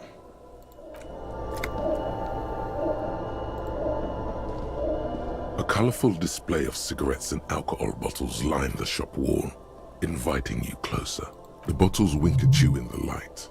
The smokes too glitter in their wrapping. It's like looking into a kind of heaven. Your knees are weak. There, in that dark green glass, all in vain. The great flowing river of warmth, wine, alcohol, beer, alcohol, love, alcohol. Say nothing, just take it in. I'm obliged to inform you that both alcohol and cigarettes damage your health. But I guess you already know that. And you can see the effects it has. For example, drinking alcohol, each bottle is good for 3 uses. It temporarily adds 1 to your physique, but it damages your morale. All alcohol does, except the cigarettes add 1 to your intellect, but cost you a hit point. The pale aged vodka is special, I guess. It's stored in pale for a couple of years, which makes it super expensive and super strong. Now, coincidentally, you're going to hear about the pale a couple of times in this game. Essentially, it's the void, more or less. I'm not going to go into more detail. You'll learn more later. I mean, I already said it'd hurt you. I don't know what else they do. Substances give powerful bonuses to your main stats, at the cost of damage to your health or morale. Cigarettes raise your intellect while damaging your health. Alcohol raises physique while damaging your morale. And it's all too damn expensive. Use medication, like Nosafed and magnesium, to counteract the negative effects of substances. Note: consuming substances can have unforeseen consequences for you. Do you sell any under-the-counter vices? No, Fritz only sells legal drugs, like the law says.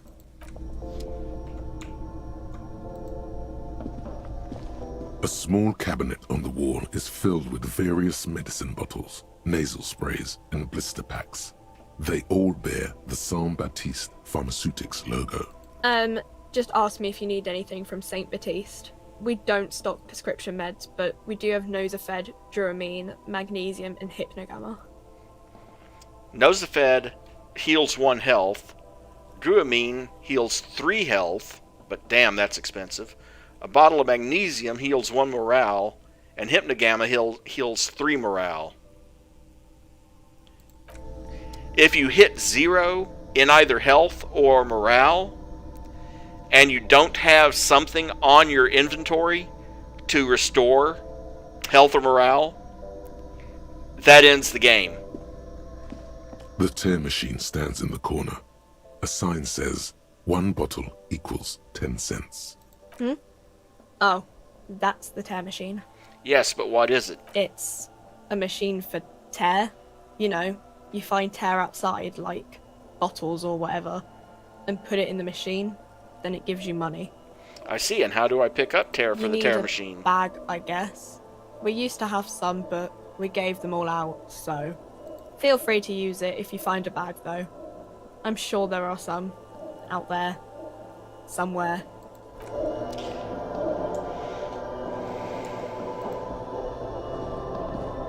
You see several packaged raincoats fill a low shelf beneath a display of croissants and juice bottles. The raincoats are transparent, except for the big Fritta slogan on the back.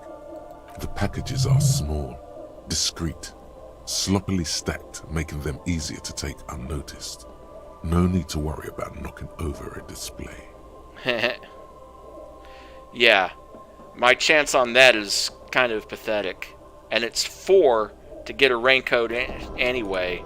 Don't have that right now, so for now, we're leaving. See if we can find a bag, start to raise some money.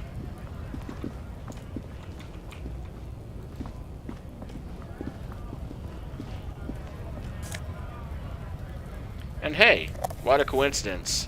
There's some magnesium.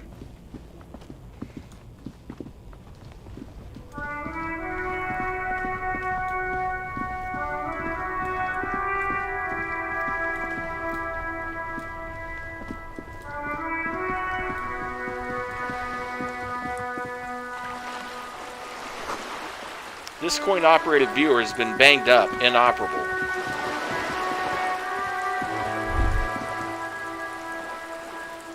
You hear the distant squall of seabirds.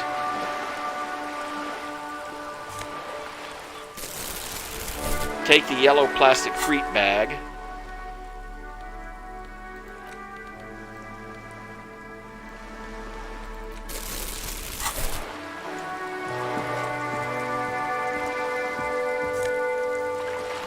Plastic tear.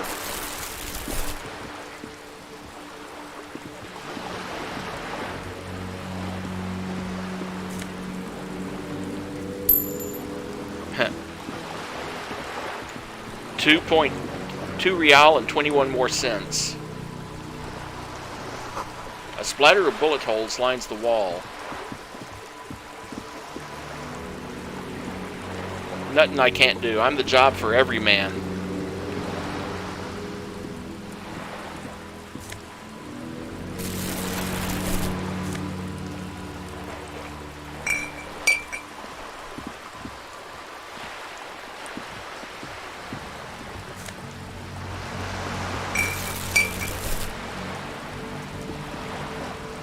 This coin-operated viewer is facing south. The instruction manual says to insert 25 centimes and pull the handle while looking inside. Then use the focus knob to zoom in if necessary.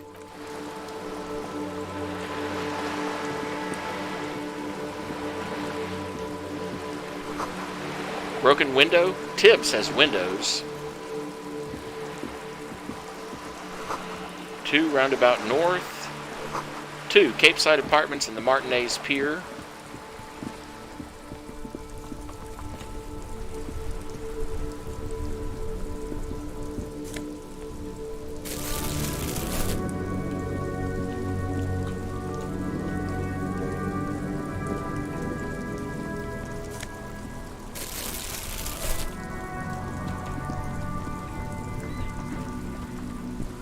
This Post Lavantorie mail collection box has been heavily vandalized with graffito. A closer inspection reveals 2 bullet holes in the front. A faint sticker on the side reads, RCM Emergencies Desk number 8102, with a slogan, Mankind, be vigilant. F you, mail delivery box. There is a hollow, saddened ring as you kick the Lavantorie mail collection box. It sounds betrayed, in disbelief even. Your toe has suffered damage. It hurts. Cool. You really showed that mail collection box. You think so? You think it was cool? Let's go.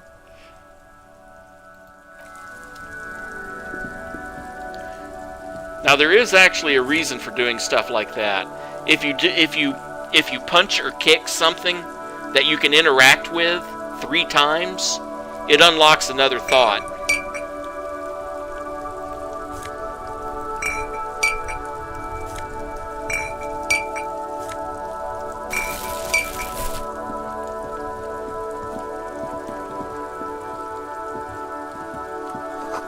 This book has a rose, a pistol, and a half-naked dame on its cover.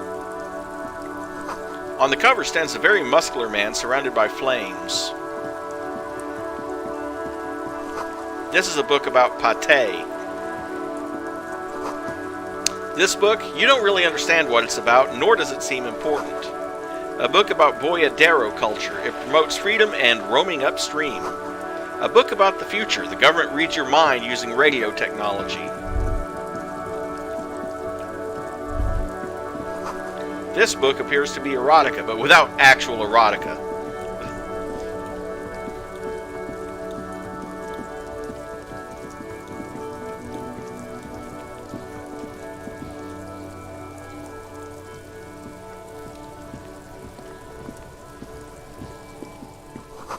The letter R wears a crown. On the ribbon below, a light above descending. This trash container is locked.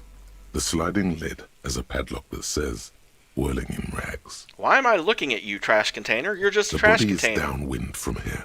Maybe you prefer the smell of garbage to the smell of death. How do we get the lock You open? could try using a pry bar. The one you took from my motor carriage, or... Did someone say pry bar? Fuck yeah, pry bar. Pry bar.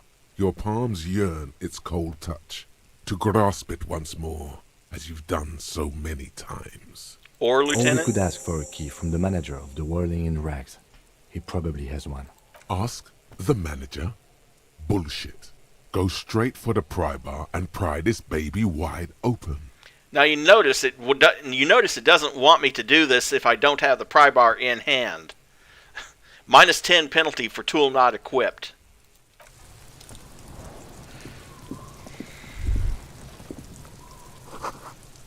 Smells like spoiled meat and curdled dairy. A human being decomposes. The kid's ladder is rickety but still climbable. Someone trying to grow herbs in the garden. This winch mechanism has been oxidizing for some years. An inconspicuous pile of the roofing material, Eternite. Why am I looking at this pile of roofing material?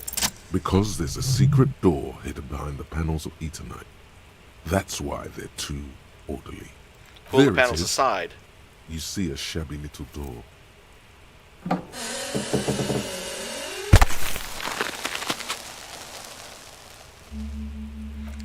New skill point. What is this then? A tool shed? Let's investigate. Can't investigate that from out out here. Have to be around the other side of it.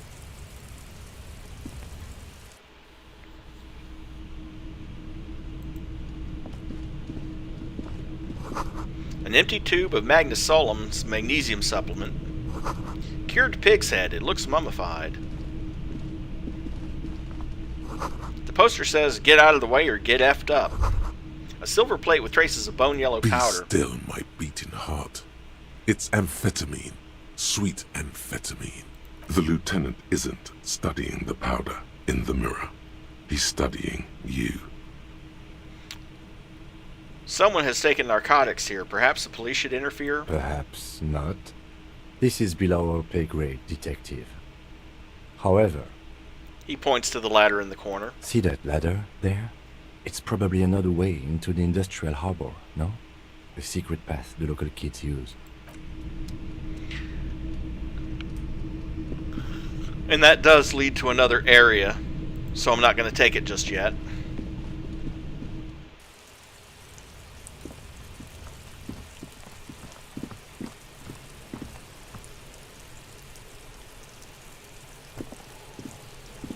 The corpse looks at you with bulging white eyes. The face around them does not look human. It's swollen and ready to burst. His lips are fish-like and his tongue like a ball gag in his mouth. You seem to be holding your breath. A cargo belt twists his neck at an unnatural angle. The body below appears stiff. It's letting out an ungodly rot. The smell seeps in even through your clenched nostrils. What is that? Why is it so Active bad? decay.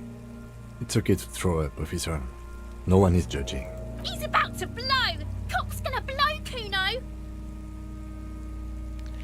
Well, there's always a chance. The smell is repulsive. It pushes in from your mouth, more instant and more familiar than anything you'd expected. More fever than odor. It fills your mind, flushing you from within.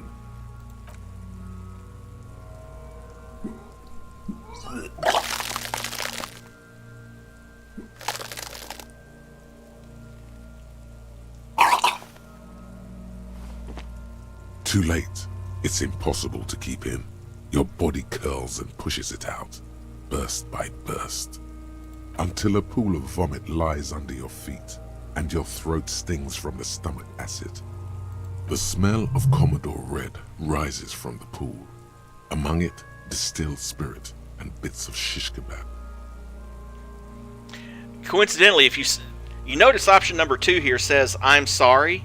If you say something like that a couple of times, then you become a sorry cop. It's okay. Happens to everyone. Keep it. The hangover is clearly making these worse for you. You could use some ammonia to clear your head. Okay, where do we get ammonia The young from? woman, the gardener, mentioned she used salts for the smell. If she doesn't have any, there might be some in the fridge store nearby. Acquiring ammonia will provide a modifier to the white check. Modifiers make checks easier and allow you to retry them.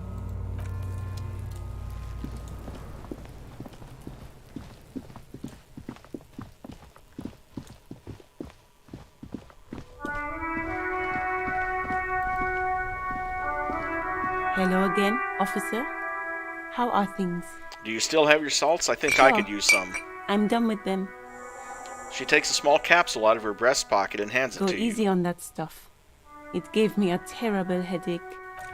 Yeah, ammonia does tend to do that.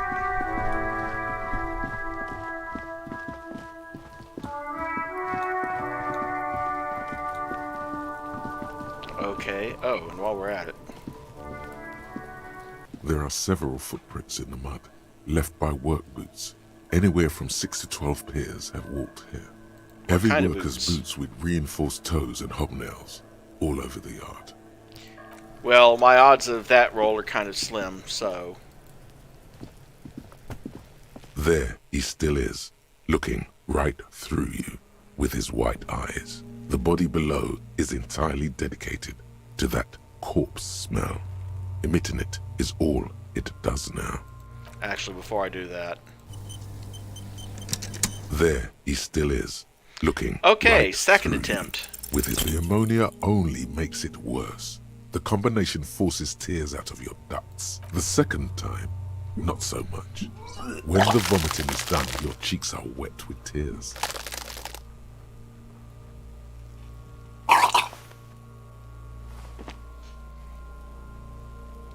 The ammonia didn't help at all. Nor does the wind right now.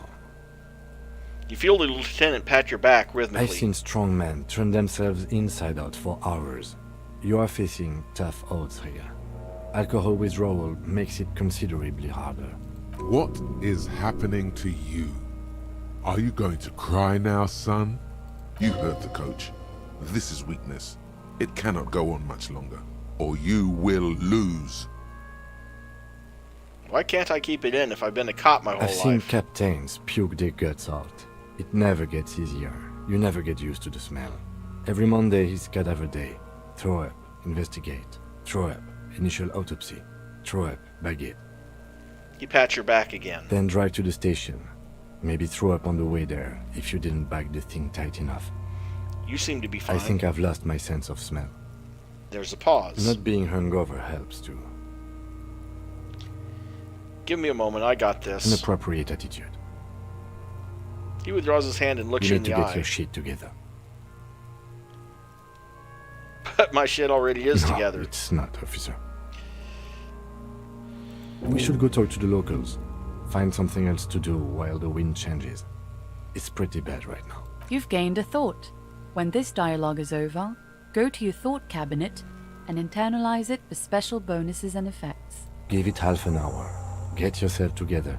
Then come back and have another go. Well, there are two ways I could do this.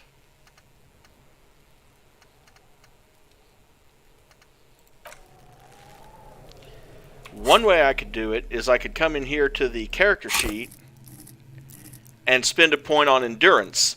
That would let me try the skill roll again.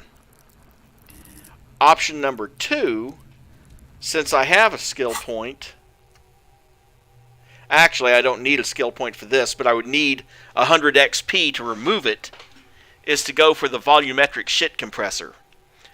Your shit is apart, and it's rather unbecoming of a cop and a human being. It's supposed to be the opposite of that, together, compressed in a small area. To achieve a solid level of shit compression, squeeze your butt cheeks together for 30 minutes. Do something similar with the two hemispheres of your brain. Talk to people, maybe that will help. And it's -1 to your composure for that 30 minute... No, I'm sorry. No, that's...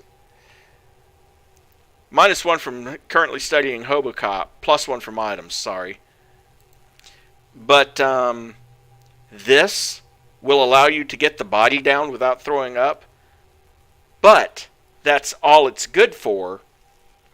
So if I use this at some point in the future, I'm going to have to spend 100 experience points to clear it out so I can pick something else. On the other hand, it's almost guaranteed as opposed to the endurance point. So, either way, let's go on ahead and internalize the shit compressor. And then find something else to do for a half hour. Kuno's got this. The boy throwing rocks at the dead body can't be older than 12. Oh yeah, Nappa Gumpy, Kuno. Hey kid, a word, Right police in the business. Dick, Kuno. Get him right in the dick. The children ignore you. Love it in the dick. The boy is sweating profusely. His eyes are like two black holes and his jaw is twitching as if trying to break free from the empire of his body.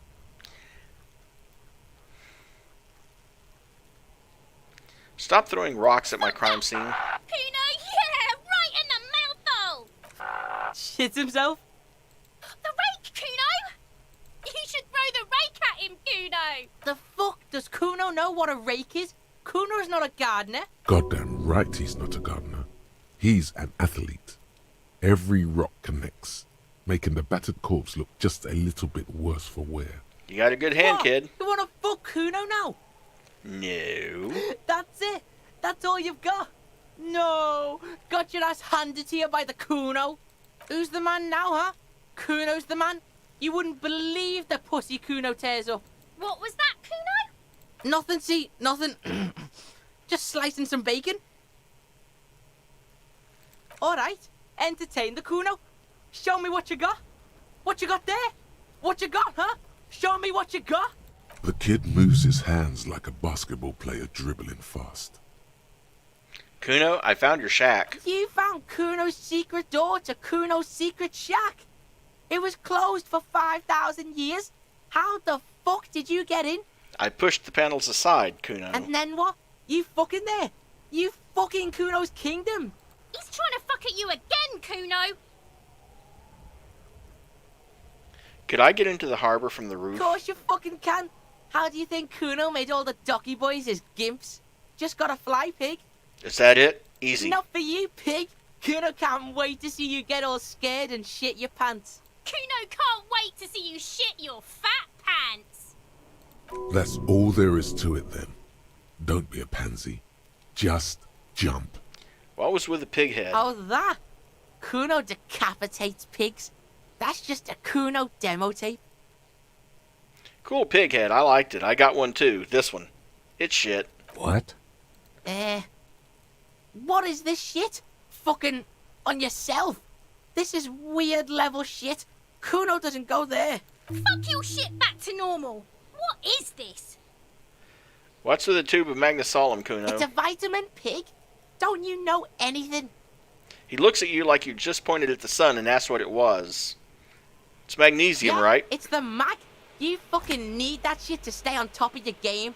Kuno goes through like a tube a day, rips mag like a motherfucker, and you could use a bottle. Oh, don't teach him, Kuno. He's gonna use it against you, Kuno.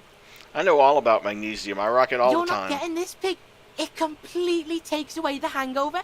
It's like you didn't do anything. Like you stayed home playing with your choo-choo. Fuck you, pig. Don't do mag. You're gonna OD and you're gonna fucking die. I found a plate covered with powder residue. Know anything about it? Kuno gets his daily hit of electric. Kuno Shazam. Kuno rides the fucking lightning in there, pig. Bet you'd like to ride the lightning too, wouldn't you? You feel tired and old, but you could have that sparkle in your eyes. Good call, Pigmeister. Don't come and talk to Kuno about his kingdom. The body, what do you know pig. about it? What's your question? Don't tell the pig shit, Kuno.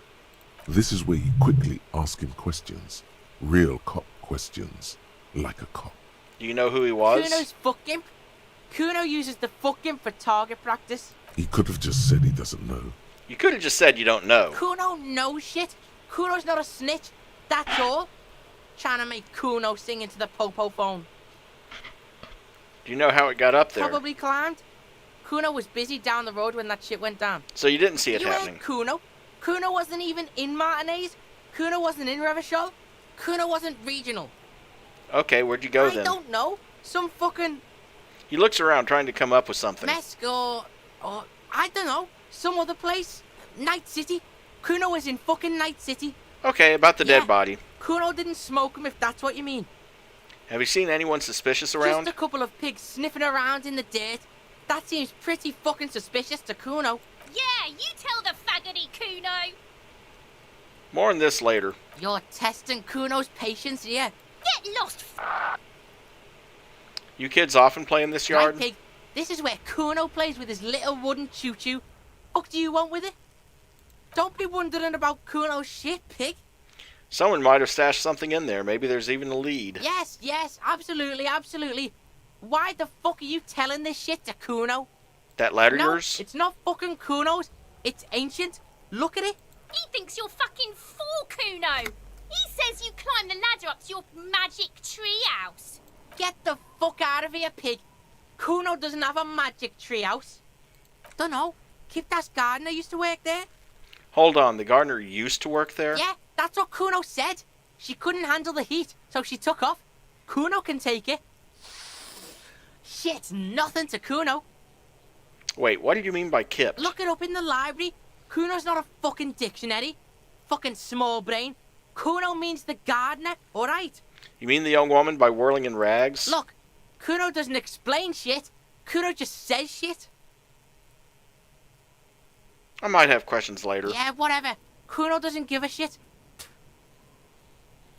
I gotta ask, who is Kuno? Kuno's Kuno, pig? Kuno. Primal. Violent.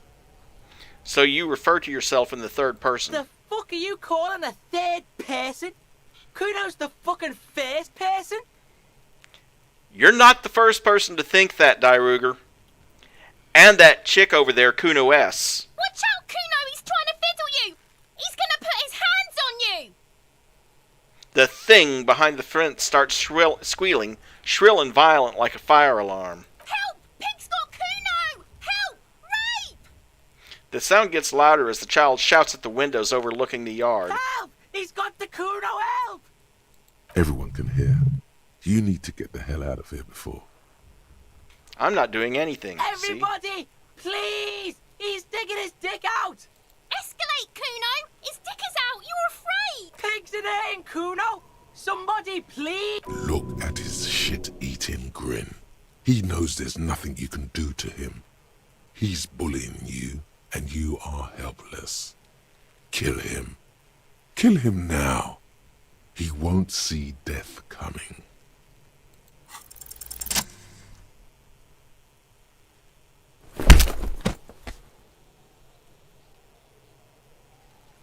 Thump. The blow connects surprisingly well, leaving your knuckles tingling.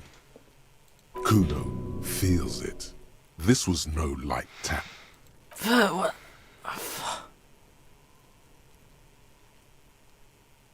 I think we can have a normal conversation now. Am I right, Kuno? Officer, this is very far from normal police conduct. Get yourself together. Okay, pig. He's no longer wearing his grin. Something happened. The punch made him calmer. Kuno knows to respect that violent shit. You should see Kuno's dad. Kuno's dad doesn't give a shit about anything. The creature behind the fence has fallen ominously silent. Only her eyes are alive, jumping from actor to actor. Okay, pig. Talk to Kuno. We're back in this shit. The fuck do you want? Well, unfortunately, that's not going to do much good unless I save scum it. So, Kuno doesn't. Volumetric ship compressor. Bizarre scientific news from Revachol West today, where a police officer's shit has been observed at a pressure of around 495 gigadecimals. These metallic hydrogen levels of shit togetherness were thought to exist only at the center of collapsing stars, not law officials. It remains to be seen how long the shit singularity lasts.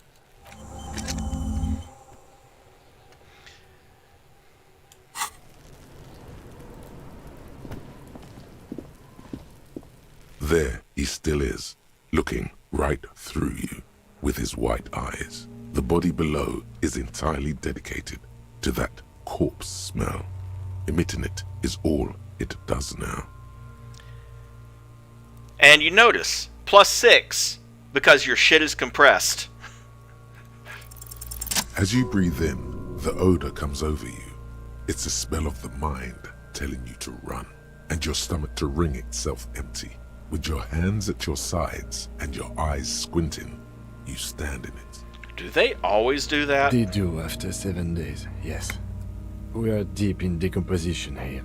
The man before you is naked, but for a pair of underpants and enamel boots. His skin is greenish, marbled with decaying veins, and blotched by lividity. A fading web of tattoos covers his chest and shoulders. The cargo belt used to fasten him to the branch above appears industrial in strength. Inspect the boots. material appears to be ceramic. Its clean white stands in stark contrast to the decaying flesh above the knee. The man wore thick polymer socks, probably for padding. A fine array of interlocking plates covers them. Delicate and fragile, they feel alien to the world around you, out of place somehow. What kind of boots are They are these? armor, no boots. Technically speaking, these are sabatons. Okay, then what kind of armor is this? Ceramic plate. Zirconium dioxide, most likely. This is where the make would be. Under the heel. Fair weather. Fair weather model T500 VE. I'm guessing that's vitreous enamel. This is advanced stuff. What happened to the rest of it? The locals probably scavenged it. It would be odd if he had more on after 7 days. We should keep a lookout for these pieces. The armor could yield information. Maybe he'll know something. If you wear those pieces, it will help me protect your mortal coil. Why, does my mortal coil need protecting? Yes, bullets will fly. They always do. And the coil is fleshy and mush and permeable. Cast it in ceramic shell. Resist death. Maybe he was just wearing these boots and there is no rest of the armor. He must have worn something precious underneath his clothes. They've removed all his clothes to get to it. They did not just strip him for the putrid rags. What if they told him to strip before they hung him, to demean him? They usually hang them completely naked for that. La puta madre, the Mazda, the Besmerties and the like. This one still has his underpants. Fucking talking about underpants. The material looks out of place here. It's expensive. The lieutenant draws the line in the condensation on the ceramic with his index We've finger. requested similar material for our tactical units for years now. The constabularies deemed it too costly. In that time, we've lost 6 men to semi-automatics. How much are we talking about? For a full set, about 4 years of wages. That's a lot, I As a take wage, it. it's regrettably small. But for a piece of hardware, yes, that's a lot. How could this man afford such That's expensive for hardware? us to find out. Mr. Gart implied he was security personnel for the harbor company. This confirms my own assumptions. Initial report? Just something I scraped together from my station. An area report on Martinez. I'm sure you did the same. These look pretty advanced for a security guard. I agree.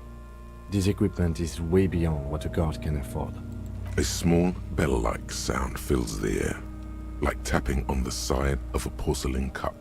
Suddenly, your biceps coil up. Your elbow is sharp and cocked for a punch. Sounds fragile. It's anything but.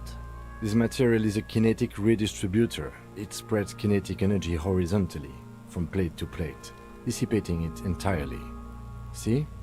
Faint, organic lines cover the plates where they separate into smaller ones. These plates then divide into smaller plates until there are hundreds of them altogether. The stench fills your nostrils. As you push downward, an ominous creaking sound comes from above. Stop!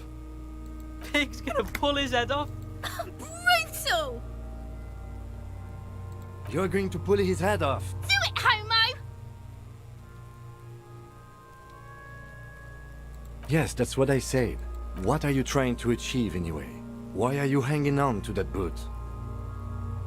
I'm sorry, I didn't even want to take them off. I just thought I should try. What exactly? I have no idea why. I just do things. I don't think we should do anything just for the hell of it. Besides, The lieutenant taps on the boot. there's no way you're getting them off. All the organic matter in his body has been flowing down into the boots.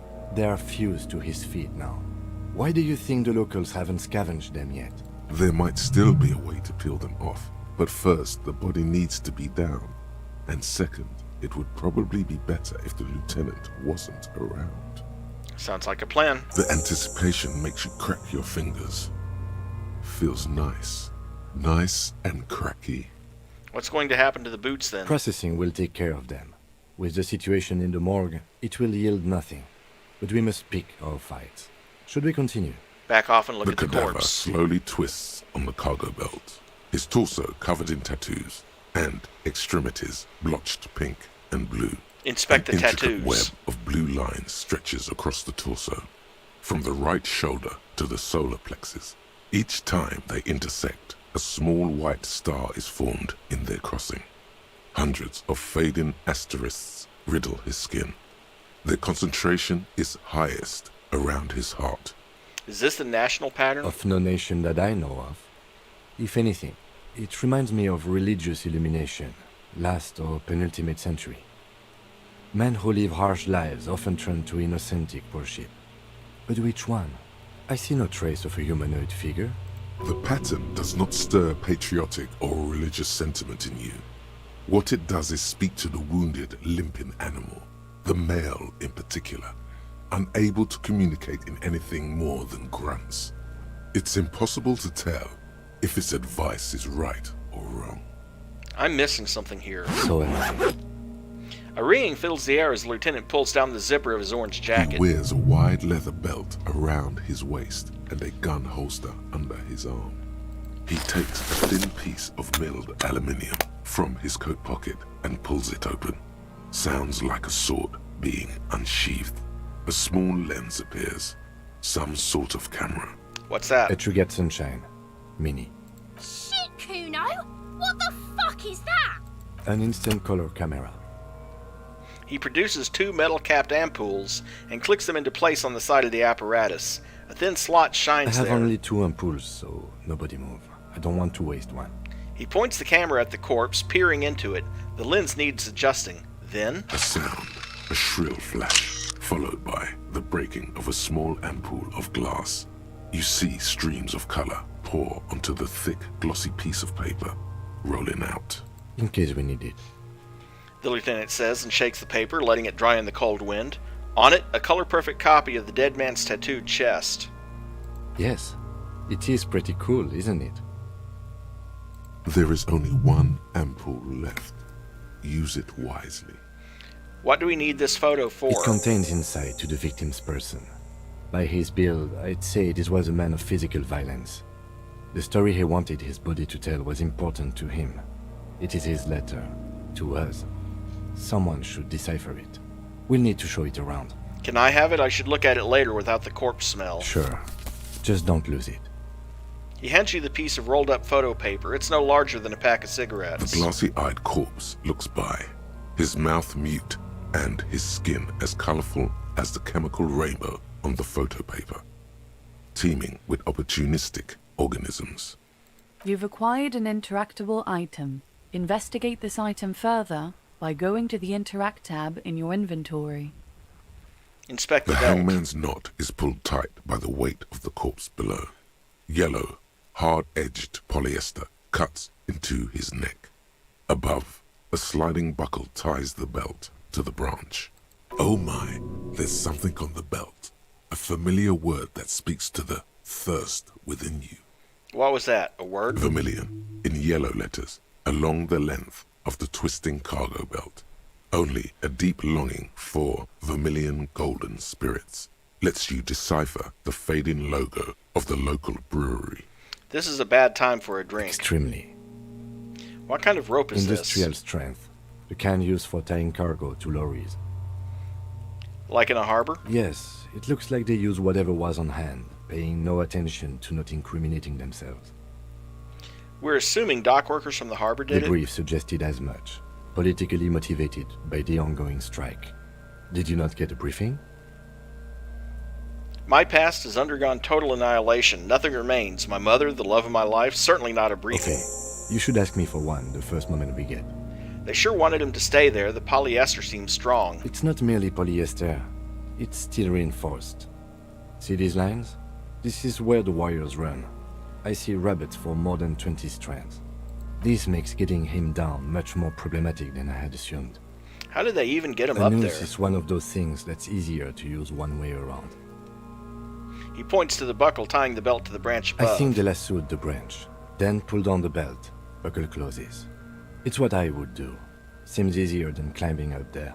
Back off and look at the corpse. The cadaver hangs from the cargo belt, limbs limp and torso covered in tattoos. Look him in the eye. His eyes are milky white and blind to the world, protruding comically from their sockets. There is no one home, just subaquatic terrors. Their dark brown hair grows on his head. His face is ready to explode from the organic processes inside. The death's head grin has passed. What remains is an unrecognizable mess. Tell me, who are you, dead man? I'm gone. Where have you gone? Into the wild pale yonder. Where's that? In the past. Way out in the west. I can see you're gone, but who are you? I'm a joke. Look at me. You are now, but who were you when you were alive? A killer. A motherfucker. And a killer. Takes one to know one. I have another question for you. Go ahead, Copper. What is happening? What do you mean? I'm talking to you. It's the power of your... Black, frothy liquid starts bubbling on his lips. Imagination. Go ahead. Ask me more questions. You fucking love questions. Why do I love questions so much? Because you're a copperoonie. Look at all of them go. Do you want more questions? Give me a comical amount of questions. Coming right up. Copperoonie. This is getting upbeat now. Who killed you? Love did me in, Brother Copo. It was love all along. Why do I feel like I've forgotten something terrible? Because you have. Can you ask me a question? Sure, Lobo. I can ask you a question. Why are you doing this? What? Looking at my face, motionless. Looking into my eyes. Standing here. Why are you investigating my murder? Maybe this will lead to something? Something undescribable, unforeseen, miraculous? The clown lips on the corpse appear to smile. The face rotates before you, slowly. Something is on its way. Something hidden. It's coming. A miracle from the northwest, and it's almost here. You can feel it in the air, on your hands. The cold spring air smoothing them over. Is my name Rooney? Fuck no. You're no Rooney. Rooney is obviously not who I am. Between you and me, your name is probably Harry. I feel like I've been getting a lot of Harry lately. You might be onto something there. I hate you. You stink and you're boring. Do I remind you of someone? A deep sea creature? No, not quite. Be fair now. A baby affected with harlequinism? You sure wriggled out of that one, Coppellini. Enough. Come back later, Coppo. Amuse yourself with my frank manners and my memento mori features. If possible, also, see me in your dreams. Squint and take a step back. As you narrow your eyes, the monster before you blurs into a violent mess of green and pink. Observe. Only the lower extremities are pink with a dash of blue. His fatted hands, thighs, and his neck, just above the noose. The rest of the corpse appears dark green in the cold spring air. Stop. Relax The your cadaver eyes. slowly twists on the cargo belt, his torso covered in tattoos, and extremities blotched pink and blue. So how do we get him down? Are you sure we finished the preliminary examination of the cadaver? We might miss some of these things once he's done. We've been thorough. Do you have a plan for getting him down? The steel-reinforced belt presents a unique challenge. I brought chain cutters, but I don't see a good angle of approach to the belt. The cadaver is a good 1.2 meters up. Neither one of us can reach the belt without assistance. And even if we do, there's the question of cutting it. Can't someone else Someone do it? else? You mean like the police? You have a point Sadly, there. yes. The whole RCM is out there right now, doing the exact same thing we are. Are we in a rush to help them? Not with this on our hands. He covers his nose. I know it's hard, but I assure you, the others won't come to help us. And we have a growing sanitary concern here. We need to get him down, fast. We could saw the branch. Climb up there and saw the branch? Yes, either one of us could do it. We could use the kid's ladder on the side of the tree. I don't trust that ladder.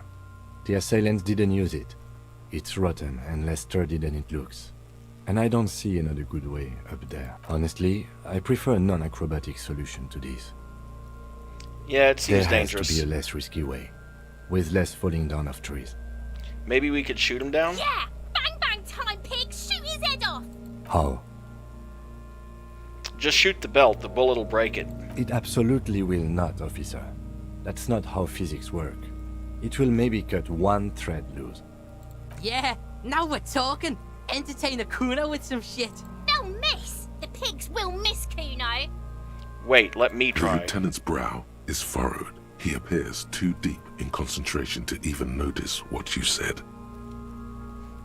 Take the shot, Lieutenant. What's the worst thing that I'll could blow happen? his head off. Take it. Yeah, take... Silence.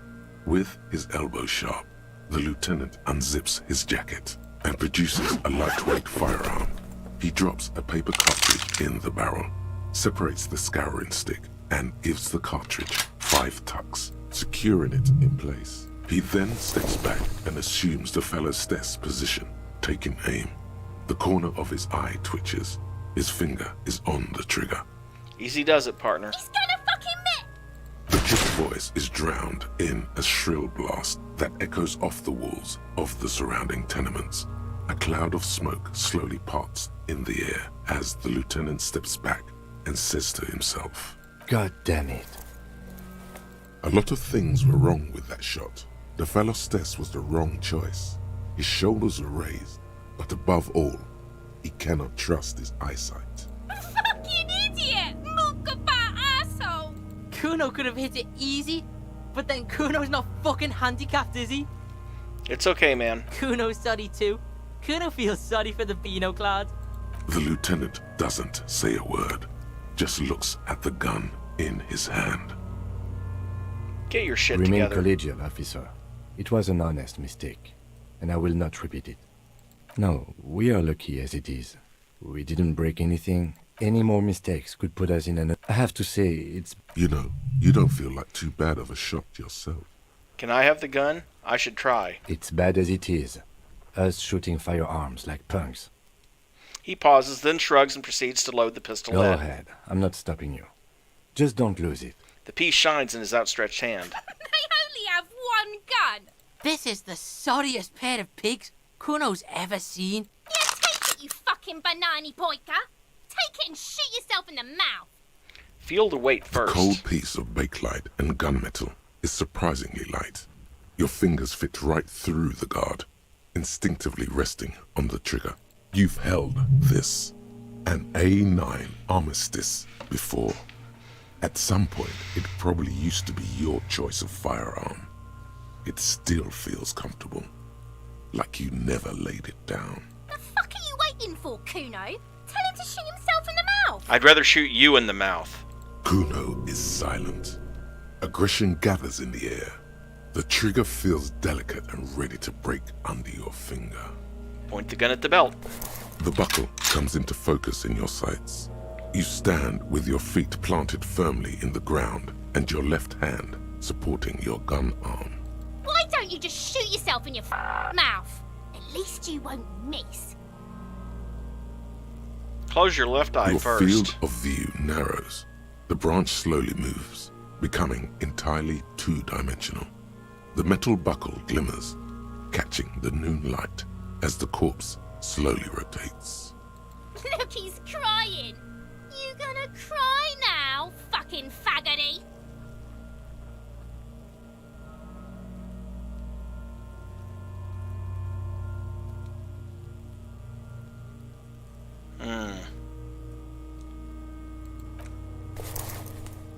I agree. Enough gunslinging for today. We need to access the harbor and ask the leader of the Union to have... Well, I'm going to quick save. The man before you is naked, but for a pair of underpants and white boots. Yes? Well, shit.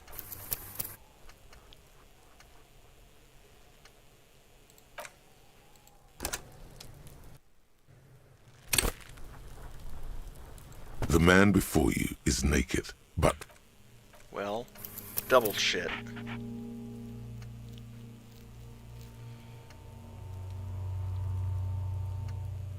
Okay, we'll just have to get help to get him down. That's fine.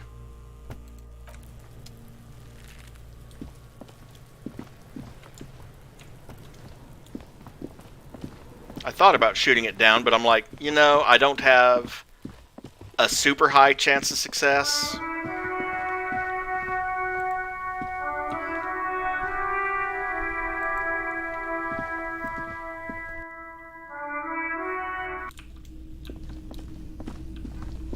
Let's ask him about the key then. To the Can dumpster, I help I mean. you? Is the trash container out back yours? Mine? No, it belongs to the Whirling in Rags. Thank you for clearing that up. Why do you keep the container locked? Why? To keep the hobos and drunks out. That's why. And the neighbors too. They put their trash there and they don't pay for the garbage company. I thought as much. And are you the only party with access to the trash container? Well, yes. Us and the garbage disposal company. It seems a little callous, doesn't it? Something stirs in you. I wonder what this Prod feeling at it is. and find out.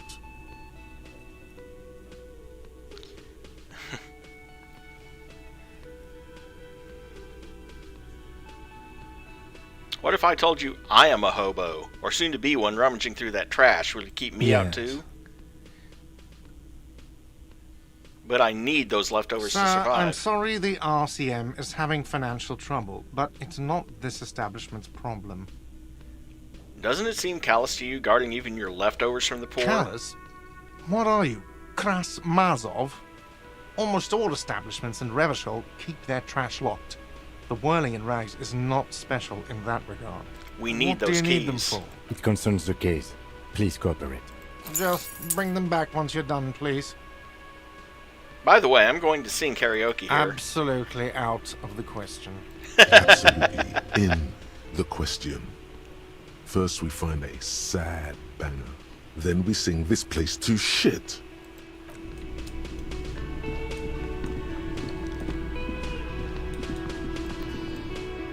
At some point, I'm going to finally finish. How close are we? It's 83% on the Hobo Cop.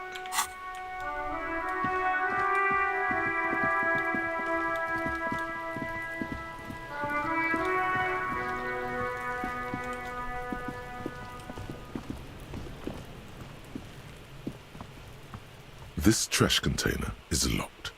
The sliding lid has a padlock that says, Whirling in Rags. Open With the a padlock. well-oiled crack, the lock pops open. It should now be possible to simply raise the lid. Don't. Maybe you shouldn't. Maybe you shouldn't. Of course you should. This is your time to shine, Hobo Cop. Dive into that dumpster for extra content.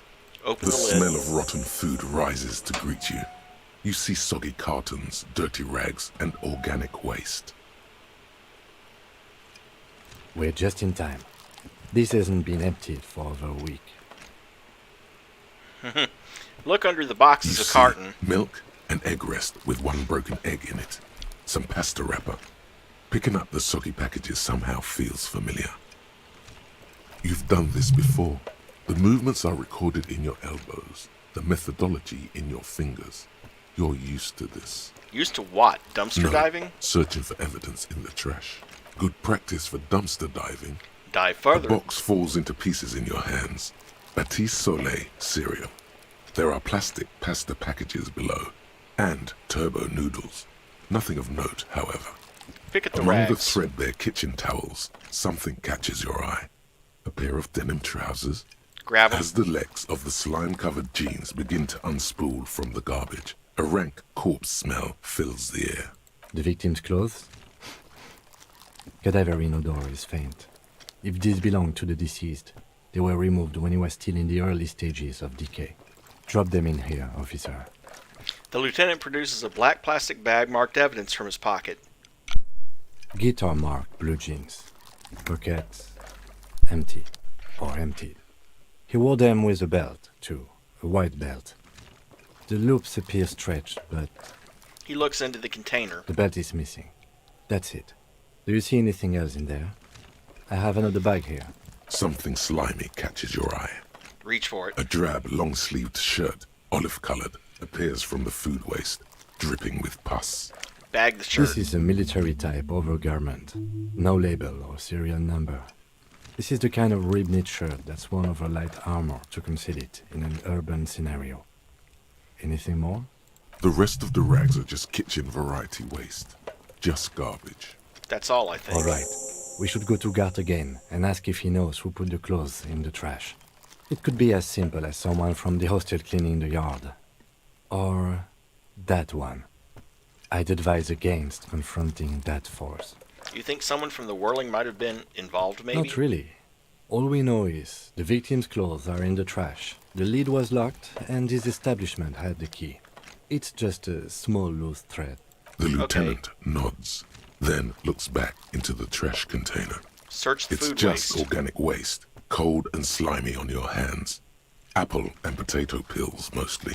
Unidentified sludge, and the occasional chicken bone thrown in for good measure. But hey, what's this? What? A blue piece of plastic sticks out from the apple peels. It's shiny. Looks like the corner of something. Pick it out. Something larger. A clipboard. A blue plastic clipboard with moist papers hanging from it. They look badly damaged, but you can still make out forms and notes, written in a man's handwriting. Officer, is that your paperwork? I don't know what this It is. Look, the plastic has the RCM street grid on it. You've even got an autopsy form in there. A miserable-looking slip of paper sticks to the board. If you don't mind me asking, how did this get in the trash? I think I didn't want to be a cop anymore, so I threw it away. Well, He doesn't know what to say. lucky we found it. You should take stock of what remains, just to be sure some has not made it into the hands of the RCM's adversaries. Organized crime and the like. There might have been police secrets in your notes. Okay, I'll do It that. would also not hurt to start taking notes on the case. Now, tell me what your eagle eyes see. Or are we finished? Some items, such as the ledger you found, are interactable. Go to your inventory and select the Interact tab to read your paperwork.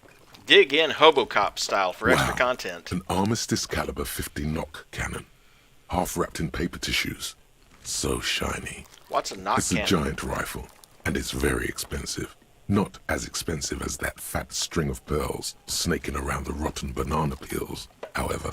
And is that a Cordon Electric's preamp with Electra F2 tubes? It is. That catches quite a price.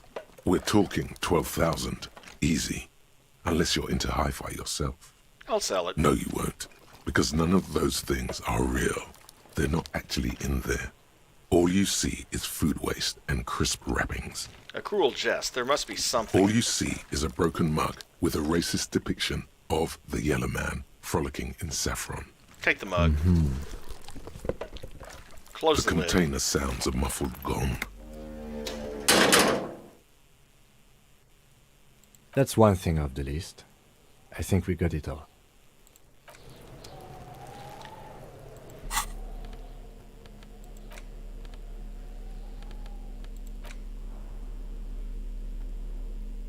It's just a racist mug. What's there to read here? Not much. There's quite a lot to read into here, actually. Look at all the boy. content. Here we go. What are you going to say about a broken, tossed-away mug that you dug out of the garbage?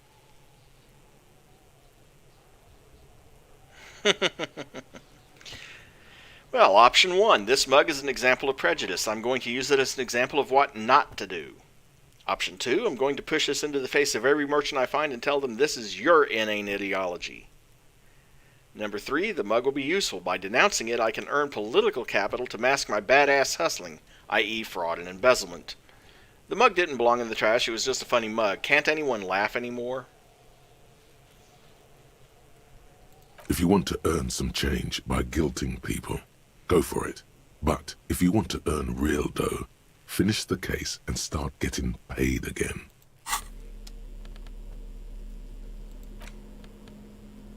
It's the ledger you found in the trash. A pitiful cabbage of white and yellow papers hanging from plastic board, barely held together by a metal clip. This sad display is made complete by the faint smell of urinal cleaner. Anything else? There's a piece of toilet paper, or is it cleaning tissue? No, it's toilet paper, desperately sticking to the back of the blue plastic clipboard. It's a metaphor for you. Inspect It's the just toilet paper. paper sticking to the back of the plastic clipboard. You can take it off if you want. Take it off. Still wet. The toilet paper peels off the plastic easily. All you have to do is shake it off with your finger and voila. The ledger now looks marginally better. Inspect the clip. An aluminium block runs the width of the board, biting down on the paperwork. Its crocodile teeth are the only thing keeping the papers together. A regular pencil the tip worn down to nothing, has been attached to the clip. Run your finger across the aluminum. The surface is interrupted by a silvery sticker. It's rectangular, sparkling with iridescence. You don't know how you didn't notice it before. Looks like an official mark, made to be low visibility outside the right circumstances. Hey, What? Lieutenant, what is this? That thing. It's a halogen watermark. We use it for adding information to RCM property. Interesting. What kind of It information? depends. Aside from an anti-counterfeiting stamp, mine has my station number and address. The information varies by date of issue. Your kill count. Yours will surely have your kill count. How can I read it? Any capable light with the right wavelength will do. For example? All RCM vehicles have had lights designed to reveal halogen watermarks. Mine too. This means you can read the watermarks if you just turn the lights on. That's all, Okay. thank you. While a bunch of sodden papers sag from the clipboard in your hand, it's a sorry sight. Browse the white They're papers. not exactly white. They're yellowed in patches by sunlight and alcohol, and covered in dense blue handwriting. Ink escapes into watercolor patterns, reaching its tendrils across entire pages. The paper itself is checkered with faint red lines, forming short paragraphs. Once in a while, there's a red stamp that exclaims, "Case files commit to paper." The case files themselves are plenty. You count more than 100 sodden, crumpled up, earmarked pages falling apart in your hands. They appear to be sufficiently organized and extremely dense, if mostly illegible. 100 pages, and that's just the white paper? He doesn't have a clipboard, he has a book. Work, strife, poverty, the Jamrock Quarter. These are handwritten logs of investigations dating back to January 51, this year. The exact number is hard to estimate, due to missing pages and an odd naming convention. But there are at least 20, maybe 30 cases, undertaken, not completed, mind you. What do you mean? Is that all? There was mention of a naming convention here. Yes, it appears you employ a, shall we say, robust yet literary system. Each investigation has its case number written on the margins. Yet, still more tellingly, most are accompanied by a name. Oh my, and they're written in capital letters too. Yes, all caps. One is called The Next World Mural. Another, The Square Bullet Hole Murders. Another yet, The Unsolvable Case. More? Also, I kind of want to know about the Square Bullet Hole murders now. Others appear more light-hearted. The guys on a couch in an unexpected location, and the murder at the Ukar Parlor. Even the rare article-free collapsing tenement. Murder features prominently throughout. You like this grimy murdering, don't you? Wish there was one in there about a drug den. You love those. Gets the blood pumping. It's going to take an effort to piece these case files together, but it can be done. Once you're done inspecting them up close. You mean the alphanumeric? Officer, precinct, time of arrival at the scene? No, I mean a non-numeric one, with titles. Oh, you mean the titular? Yes, well, so do I. In our defense, almost everyone in the RCM does. Why is It's that? a holdover from the early days of the RCM, right after the revolution, when the organization had little idea how to do things. It persists in an unofficial capacity. Officers use these titles to refer to their work among themselves. I seem to have named a case the Square Bullet Hole murders. Again, in your defense, I seem to have named one the man with the hole in his head. That was a real person. His death was real. Still, I named it that, to amuse myself. I pray his loved ones never find out. What happened to him? Rail spiked through the head. He died. It was a workplace accident. I have to count the pages. I have to open an official case. Is there room? There is, for precisely one more. 15 pages near the end remain untouched by the damage. The checkered grid forms a structure of passages, breaking the case into subtasks to accomplish. Commit to The paper. ledger only comes with an old, worn-down lead pencil. It will do, barely. But Kim, do you have a pen? the lieutenant looks at his blue notebook. 2 fat, shiny pens hang from the binder, like large-caliber bullets on an ammo belt. He is not really saying anything, just standing there, looking at them. Can I have one? Know that I give this to you with resentment. With this beauty, commit to paper. The tasks you've completed flow out of the blue oblong pen in a brash freehand uncannily similar to the rest of the letters. The wording comes easily. It's almost robotically simple. A language developed for mental rigor and simplicity. Inspect the victim's body. Get the body down. Interview the cafeteria manager. Cross out the ones you already A finished. satisfying slash sounds across the paper. You're done, it seems to say. And you, and you. And a fuck you to you too. That last one cuts a slash right through the paper. You're a swashbuckler with that pen, Harry, and it feels good. Feels like completion. Things to be done and things already done. The composition of reality. This is an extremely useful tool for a detective of the citizens' militia. Now all that remains is to name the case. Lieutenant, have you by any chance named our case? No, actually. Any ideas? Well, let's see. The Hanged Man, The Furies Are at Home in the Mirror, The Setting Sun, Shit on a Stick. Great. That's great. That's actually what I was thinking too. The Hanged Man. Good, strong name. We have a very good name for the case now. I'm going to start calling it the Hanged Man. It's good we sorted this out.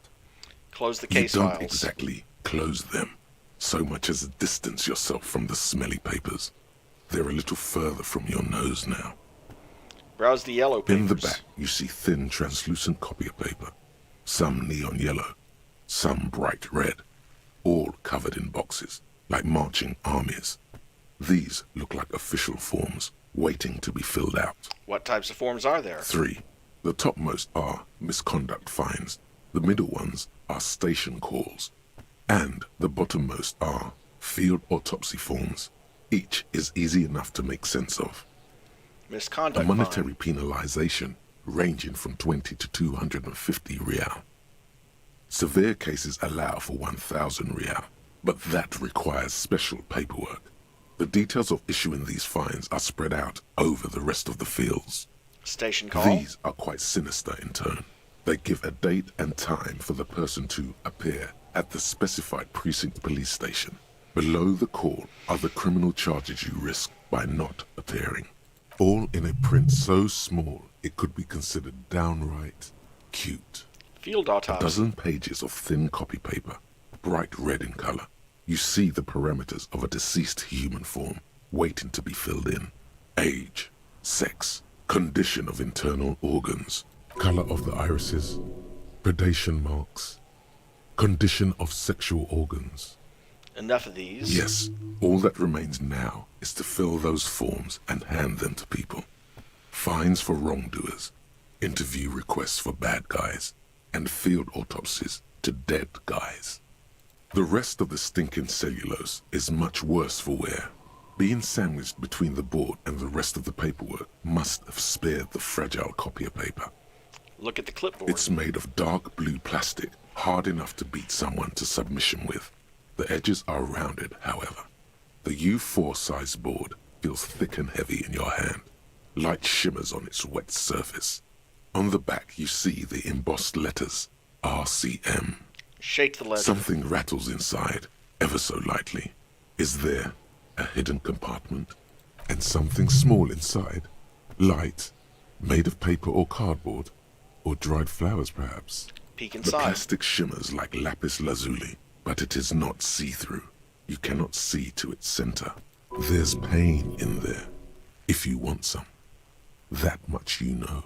How would With I your open it? hands, U4-sized pages hang from the clip, screwed to the top of the board. Smell the The ledger. acidic stench of rotting food is rubbed off on the cellulose. It now forms the base of the experience. This base surrounded by a faint air of spoiled meat, the stuff of death itself, and then sprinkled liberally with the citrus zest of toilet cleaner. Spoiled meat and citrus toilet cleaner. If that doesn't put you off your diet. You know, like the bits they put into public piss bowls, probably called Fermi Discrete, or Axel, or something. At some point in its journey, the ledger has seen the inside of a public toilet.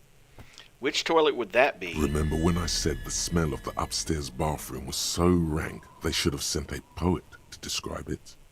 Is sprinkled liberally with the citrus zest a toilet cleaner a line this poet might have used? Why, yes it is.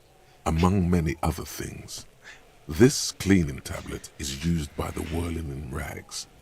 Perhaps that's where the ledger was dropped in the toilet. By you. Arson, petty theft, the notebook is annual. It says 51 on what remains of its cover. A molten strap of cardboard. Everything prior to this must have belonged to a previous volume. In short, there was more. Judging by the creases on your forehead, you don't exactly close them, so much as distance yourself from the smelly papers. They're a little further from your nose. Open the hidden compartment. The two sides of the board appear slightly misaligned, like a drawer that's come off its slides. If you bend the plastic on your knee, slowly, the slides snap back into place. It should be possible to just, slide the drawer open. Without resistance or sound, the two panels move against each other. The compartment is now open. What's two inside? ticket stubs and a handmade postcard. Pick up the ticket stubs. Two octopuses are smiling, reaching their tentacles toward each other in the colored pencil drawings. The tickets permit access to the zoo in Revachol East. The aquarium costs extra. These let you go there, too. Pick up Thin the card. wax paper has been glued to a piece of cardboard. Sounds like leaves rustling when you pick it up. You see violet flowers, floral patterns, patches of glue. It Smell it smells first. of chewing gum. Apricot flavored. A touch of cinnamon. The end of summer. You think the label says tutti frutti. Open it. Familiar handwriting lines the inside of the card. Looped, round letters. In a woman's hand. Harry, it begins. You're already reading. I wanted to write you a letter so you can read it when you wake up. Maybe it will make you happy. Throw it away, please. But it will make me happy. A merciful wind blows in from the bay of Revachol, dusting the ground at your feet and raising newspapers far away. You feel the card slipping into it. Let's go. Throw the card in the No, wind. don't throw away the baggie. There's dust on the drug baggie. It's not good, but at least it's some kind of way to be together. Throw the card Just in the wind. like that, the wind picks it from your fingers. Cold, they let go. The wax paper rustles, a whisper light and low. Then a sudden gust raises the postcard to the drizzle-grey sky above. Away from you. A small piece of paper dances above Martinez. Above slow waves crashing the shore. And the war-torn houses, and the new bâtiments devant alike. Above you, looking up to the grey sky, with your hair greasy and wet. And above the distant streets and the 881, even above the old fish market and the church. Its material existence is lost. This great city will pocket it for you, for your own sake. Forget about it. Synapses can be rerouted. The mind takes a new shape. The wind carries the keepsake away from you, to the southwest. The pale violet dot disappears. No, you should not have thought back at it. Now some of it is on your mind again. The ledger of oblivion-induced mental health is just as shabby as the damaged ledger was. A bunch of sodden papers sags from the clipboard in your head. The Ledger of Oblivion is a special item that can be used both as an interactable and a tool equipped in your hand for skill bonuses. Find it under the Tools tab in your inventory. Without resistance or sound, it's slightly, ever so slightly. Your hand shakes. You're flushed with adrenaline.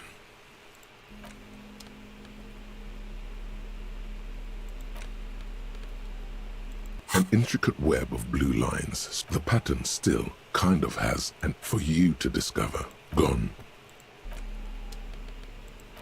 Now let's see what's in items. Blue oblong pen and the lieutenant's handkerchief. Tools has the Ledger of Oblivion, which I can equip to increase my authority and suggestion. Okay. We are... Hobocop.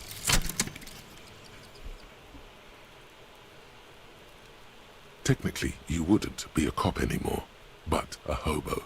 That would mean game over for the cop chapter of your adventures. But who knows where the hobo part takes you?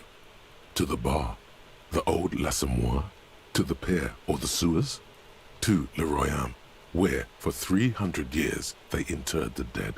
You could plunder royalist crypts for long-forgotten triple malt bourbon, then fight the Aramakan beast that lurks the bottommost sepulchres. The secrets of the city are all yours at last. Bonuses. Reveal extra special collector's edition terror bottles on the map. More money from selling terror. Learning cap for Shivers raised to 6.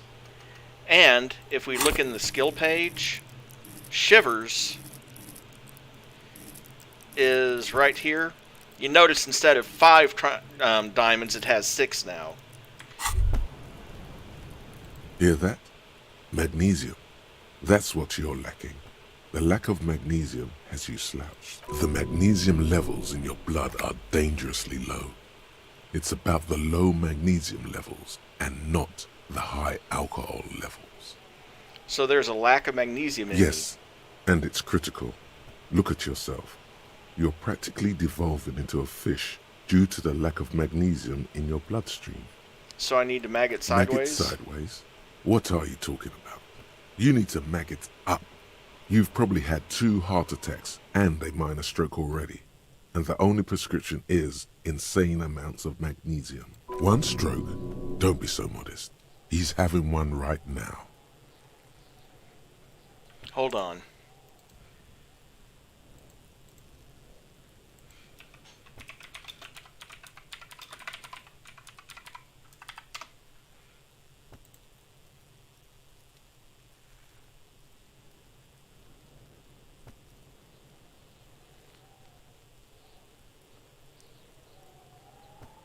Okay. Yes, if you want to live, you need to evolve. You need to transcend the carbon barrier. Go to the apothecary and buy insane amounts of magnesium. It will reverse the damage to your circulatory system. Just remember, it's not the alcohol. Buy more of that too. Alcohol is not the problem. And it's certainly not the dextroamphetamine, nor smoking for 40 years. It's the lack of magnesium and excess of coffee. You should stop drinking coffee. It wreaks havoc on your gastrointestinal system.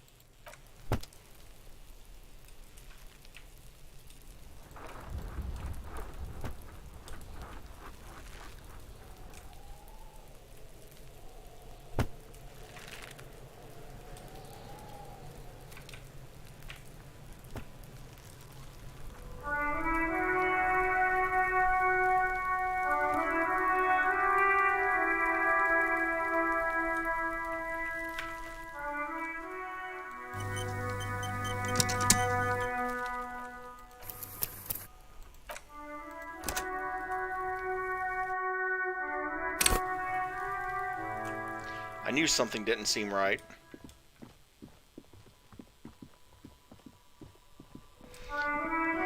Anyway, the main reason I continued that thought, I now have Hobocop,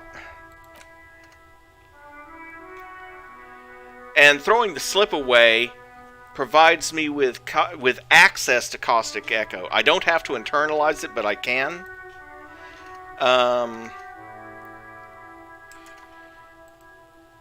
Let's see. Caustic Echo after completing it. Here's the interesting thing. Here's the interesting thing. If I take Caustic Echo, it lowers my volition by 1, which is not good. Because that would reduce my psyche, what's left of it. But it raises the caps for all 6 of these skills by 1, and the hand-eye coordination checks the passive ones automatically succeed if I do that. Or wait, no, sorry. It's the raising. It does raise the cap for motorics by 1, but it grants me 300 XP. So if I wanted to, I could internalize that for the 300 XP and then immediately forget about it, but I'd also want to forget about the volumetric shit compressor too. So really it'd only be a net increase of 100 points. And once you forget an idea, you can't learn it again.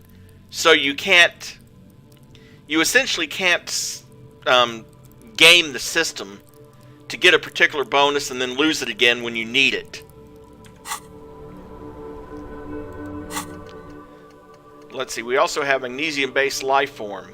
Temporarily I get -1 to shivers, but what eventually happens with that one if I take it is I get a +2 to volition, but a -1 penalty to logic. Which my logic is only a 1. I really don't think a 0 in logic is going to do me much good. Plus I have 2 skill points available. So once I figure out what I want to spend that on, I will.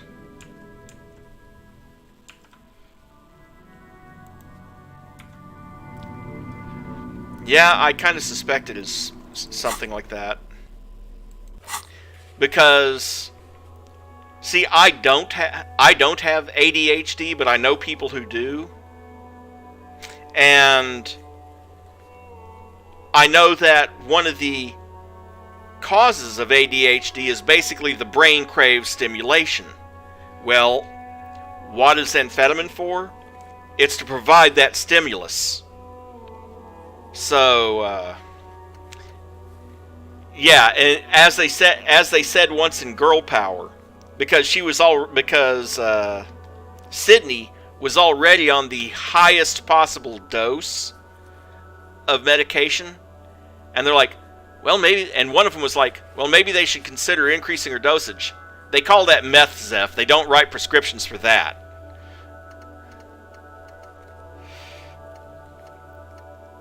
So let's see, getting the body down. Access the harbor and access for Claire's help.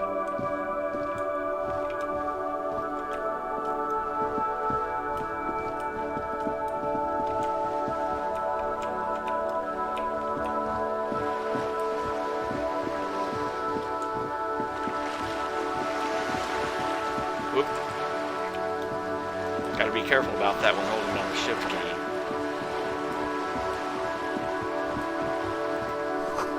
A lonely cormorant surveys the sea, indifferent to your approach.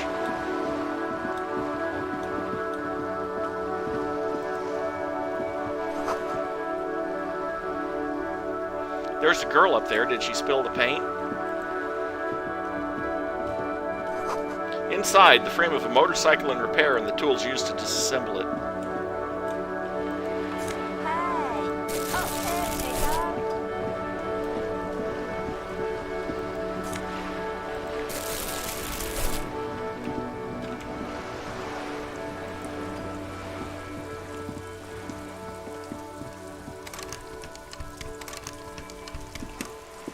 Yeah, you bet. Shut up. The belly of this boat shines like it was recently painted. Docking reserved for residents of Rue de Saint-Ghislain, 33A. Your room in the Whirling isn't much bigger than this sloop. And this is the woman I need to talk to. A striking woman leans against the cabin top of her sailing boat, smiling as you approach. Her... Good afternoon, officers. I'm Joyce.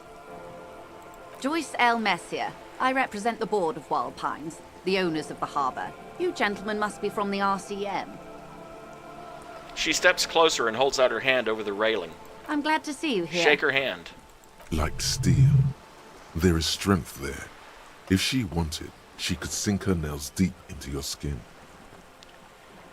According to a friend of mine, you should never let your wife hold your arm while she's giving birth. Hey, Doc, that's fantastic, but while you're at it, you think you could remove my wife's Lee press-on nails from my wrist? I was dispatched to handle a strike, not a lynching. Anything I can do to assist the RCM in this matter, I will, gladly. That is good to hear, madame. My colleague will take the lead on this interview. I should let you know that he is recovering from an unusual medical episode. Very unusual. But I can assure you of his ultimate competency. It happens quicker than a shooting star. But did the lieutenant just wink at you? How interesting. I wish you a swift recovery. In the meanwhile, you have my full cooperation, and the full cooperation of the Wild Pines group. I know this seems like an odd question, but it's kind of important. You seem rich. Can I have some money? Is what you want to say, but it isn't that easy, is it? Look at that lady. Take a gander. Squint your eyes, bub. What nice fabrics. Why, yes. Tucked away under that sturdy green raincoat, almost rustic in its simplicity, a silk shirt and matching scarf around her gentle throat, while dull orange pearls hang from her earlobes, red from the cold. Her light green eyes scan you, full of knowledge and worry. Wealth and all its possibilities. Yeah, now so? Look at you. You misery-clad simian. Barely able to tie your own laces. Your armpits are lakes. A scythe of booze precedes you. Your hair sticks to your forehead and your underwear feels uncomfortable. You're poor. Poor as balls.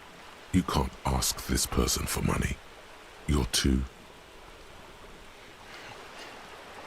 I'm a working man. I'm not ashamed to shake this leech for some dough. You think your little communism protects you from this feeling? No.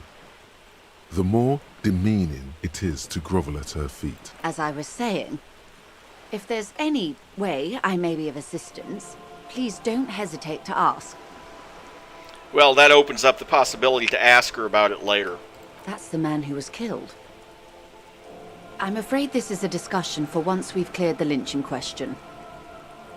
Better not tie the fourth day to the backstay on this. I hope there is something else I can help you with. Quite a few things, I'm afraid. She falls silent for a moment, contemplating something. The information I'm to share with you includes sensitive trade secrets. For the sake of my employer, I have to ask for your names and badge numbers. Of course, ma'am.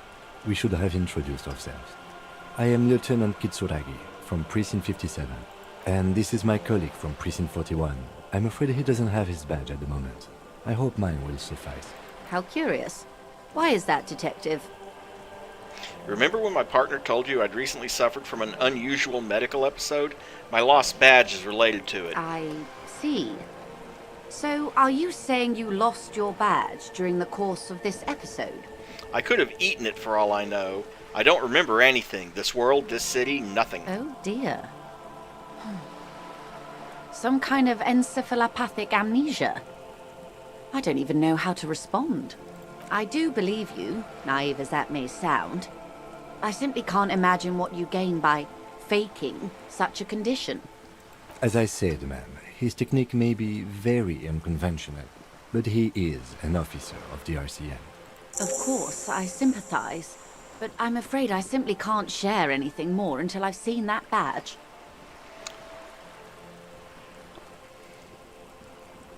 Well, I can try this. Feelings will guide the way. But, madam, I need to know about this lynching. It's very important to me. It's the case I'm I solving. assure you, it is no small matter for me either. We all share the responsibility for disarming this situation. I hope you have a badge for me as soon as possible. You have so much else. I have only this. This is the entirety of my existence. She's silent. The wind flaps the sail above her. This boat, for example, and a home somewhere. I only have this case. Officer. I don't remember anything except the lynching. There is only this coast and this lynching. You know, I don't mean to sound cold, but if you want something, you have to give something back. More than just guilt. You're doing it. Despite your own best efforts, you're still getting in. Somehow. I'll be frank with you. If I'm going to break protocol, I need to be able to justify it to my superiors. They're going to want to see something tangible. Like what? Like your badge, The probably. Union is conducting drug trade out of the harbour. It's an open secret in Martinez. Surely it must not come as a complete surprise to the RCM either. Perhaps it's time to look into it. Or you can find your badge, which honestly seems like a lost cause. Detective, a word in private before we continue. Excuse us for a moment, madam. This is not going quite as I hoped it would, Detective. How did you hope it would go? Honestly, I was expecting you to use your unorthodox technique to keep her off balance, and not volunteer us to be her henchman. Oh, so we're henchmen now. This woman is running circles around us. She might have known about your misplaced badge all along, or she's simply an adept improviser. Either way, we've played straight into her hands. What do you propose, that we don't investigate the drug trafficking? No. If there is reasonable suspicion, we must investigate. Otherwise, she could claim we are siding with the Union, or that we are on their take. We'd never hear the end of it. What I propose is, we ask her, then we investigate, briefly. But do not share the outcome of this investigation with her. We tell her it's done and demand for her information on the lynching. We could just, find my badge. That would be fantastic, but do we have the time? The world is large and your badge is 8 by 6 centimeters. You could request a new one from your station, but that would literally take months. Let's get back to her then. You're back. Good. What can I help you with? Okay, tell me about this alleged drug trafficking. It's quite straightforward. Someone is using Terminal B to smuggle raw ingredients from the Samar and Isola into Revachol with the Union's blessing. Wild Pines has suspected it for years. Ingredients for what, ma'am? Meth and dextroamphetamine, GBL, and various synthetic psychedelics. Honestly, it might be quicker to say what you can't make from the stuff. Shit, yeah, baby. It's the party pipeline. Why would you want to shut that down? Let me get this straight. The materials come from Samara to Revachol through the terminal? Yes. After they clear the terminal, we lose track. The actual production is taking place at various sites in and around Jamrock Quarter, north of here. Wild Pine seems to be well apprised of the local drug trade, ma'am. Do you mean to say the Union also produces the product? Sells drugs, I mean? We're in logistics. It's our business to know. And no. As far as the company knows, the Union does not produce it. They transport the ingredients for a cut. And you want us to investigate? Yes, but you won't get anything out of Evrat and the Dockworkers Union. Still, every chain has its weak link.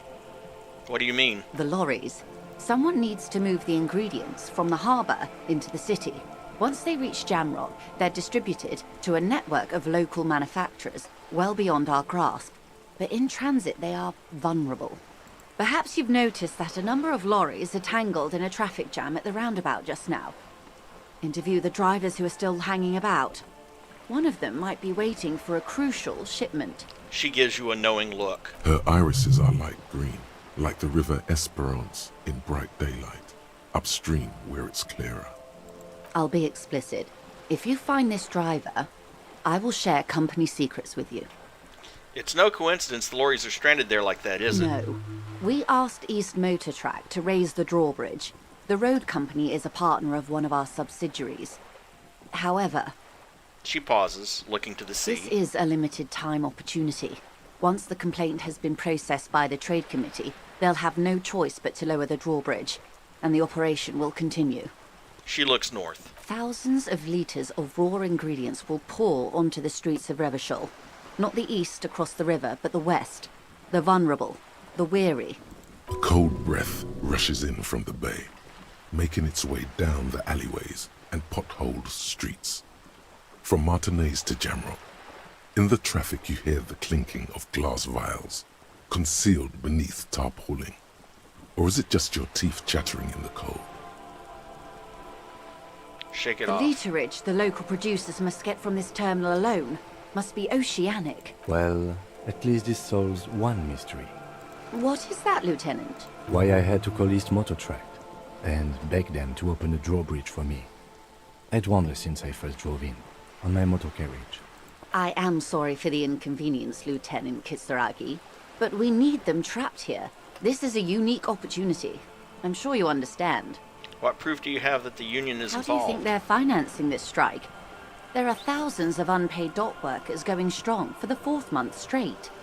There was a shakedown of local businesses preceding the strike. Many were squeezed to bankruptcy to fund it. With all due respect to these desert cacti, the contents of a few cash registers cannot provide for 2,000 men. The local businesses can scarcely provide for themselves. So you think the strike is being funded with source ingredients for drugs? Precisely. Smuggled out of that very gate at night, most likely, then loaded onto lorries and driven to Jamrock. You simply need to find one driver who will open up to you. Good luck with this character. Why didn't you come to the RCM earlier? We did. On more than one occasion. Apparently, there's some sort of inter-precinct disagreement about whose jurisdiction this area falls under. We know the company has launched its own probe into the union's alleged involvement. We also know it's come up empty. It's not just the RCM. No one's been able to find any hard evidence. Well, here's your chance, officers. Yes? We will take this case, probe the driver, see what it yields. Excellent. According to my reports, there are at least 3 lorry drivers lingering near the roundabout. Hopefully one of them will know something. It may come to nothing, or it may just blow the case wide open. I can keep the drawbridge up for a few more days at least. You should have the time you need. In the meantime, let me know if there's any other way I may be of assistance. What can you tell me about the strike? Everything. Right up to, but not including, trade secrets. What is your role in this precisely? I believe the official title is Senior Labor Negotiator. In practice, I'm a grocery clerk. I relay the union's demands to Wild Pines and return with Wild Pines' counteroffer. And how are the talks going? They're not. That's the problem. The union stopped all negotiations a week ago, after that awful lynching took place. Wait, she just admitted that the lynching and the strike are connected. Now they won't even let me into the harbour. There's a 2-meter-20 racist behemoth blocking the gates. So the strike is connected to the lynching? Yes, I believe there is a connection. But that's a subject for later. Tell us more about this behemoth. What can I say? The union employs a giant covered in tattoos. A racist giant. I guess that's part of their big tent organization now. How were the talks going before the lynching? Let's say I was not making the kind of progress I'd hoped for when I first arrived. And when did you first arrive? I arrived 3 weeks ago. Yes, in the middle of February. The bay was still partially frozen then. I prefer to do these things on site, like the RCM. But the strike began in December. He looks at his notes. I wasn't the original negotiator here. I took over after Mr. Gaumont hit a wall with Mr. Clare, the union boss. Mr. Clare refused to speak with Gaumont despite concessions he'd granted the union in prior negotiations. This isn't the first time the union has gone on strike? Heavens no. There have been 2 prior strikes. Both times the union won significant concessions, including overtime pay and a medical plan.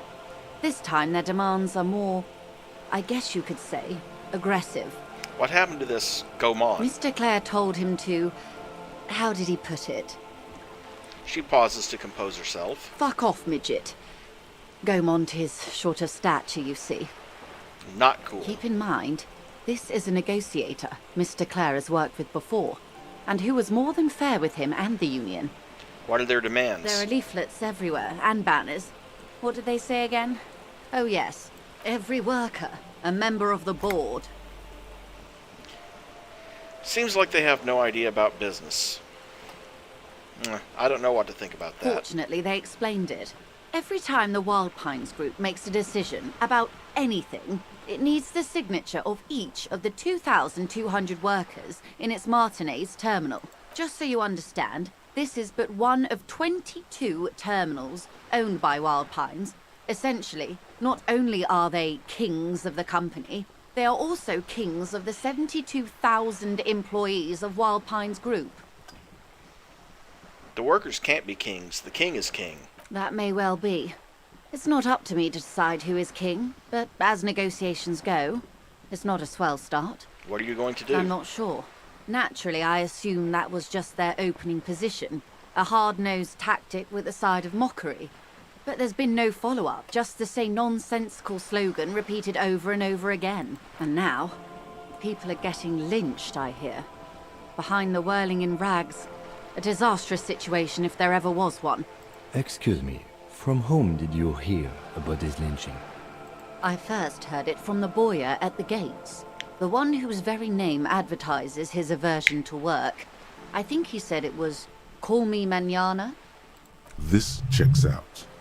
Tell me about the union boss, Mr. Clare. Everard Clare is a man of the utmost integrity. If you can say one thing about him, it's that he always puts the interests of the workers first. Really? Of course not. Everard is fantastically corrupt. I imagine he has a thick, viscous goo where you and I have blood. If you were to prick him with something sharp, you could see it oozing out. A knife, maybe? No, a rapier. You sound like you're about to take a rapier to Oh, him. heavens no. We get along just fine.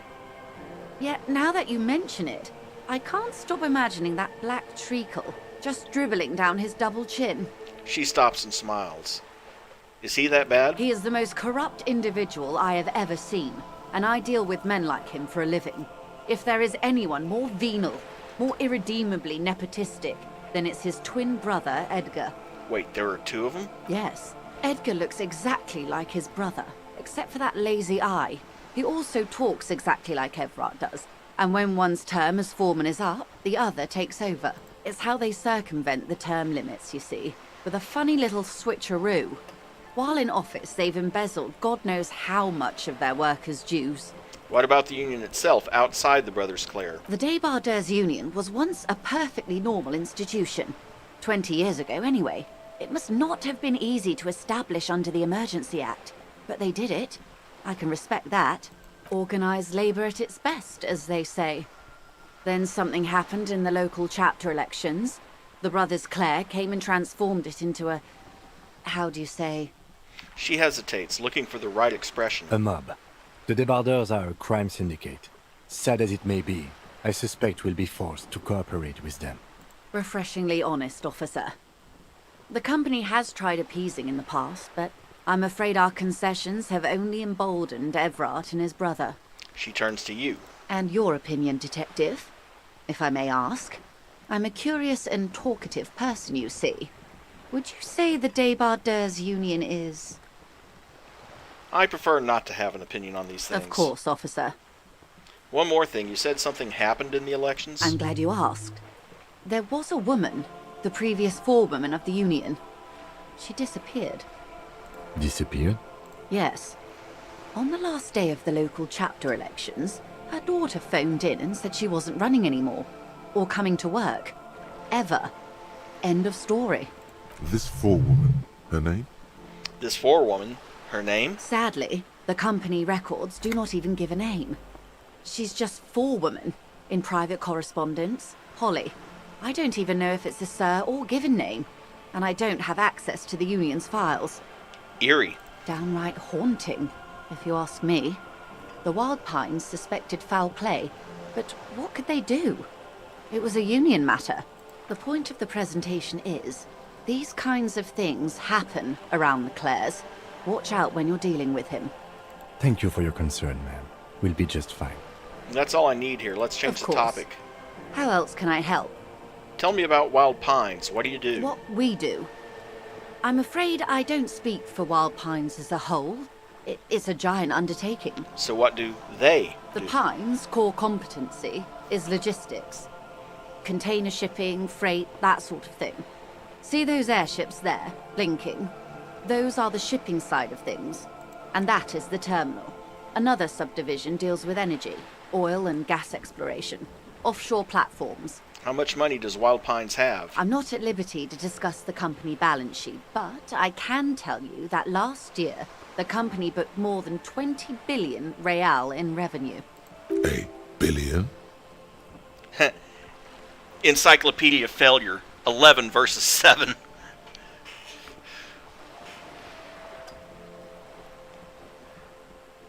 What exactly is a billion? It's a number, officer. A big one. What is it made of? It's made of 1,000 millions. A million is made of 1,000 thousands. The money I owe is so much less than that. Yes, past a certain point, numbers begin to seem imaginary. but they are quite real for the 72,000 employees who depend on Wild Pines for their paychecks. A conglomerate the size of Wild Pines is like a shark. If it stops moving and growing, it will die. Then what becomes of those 72,000 families? It is a tremendous responsibility. To be fair, 72,000 employees worldwide, that's a pretty damn big corporation. They started as an exploration and cargo fleet conducting trade between the Samaran and Insulindian Isolas 250 years ago, when pine ships explored the South Seminese and charted Lomantang on behalf of the suzerain. Centuries of care, deliberation, and madness have gone into this endeavor. Vessels pass through the great unrest to re-emerge with apricots in tow. The logic of the system is totalizing. It's taken everything from its employees to build it. What does such a huge system want with a place like this? You mean aside from being the terminal's legal owners, who are responsible for moving 8% of the world's cargo? 8% of all the cargo in the world? That's quite the endeavor indeed. There are no minor cogs in the system. Each terminal must be accounted for, lest the entire system break. Every hiccup in such a system means thousands lose their jobs, the world over. I'm here to assure that doesn't happen. Now this is another one of those weird questions. You're on a boat. Yes, I am.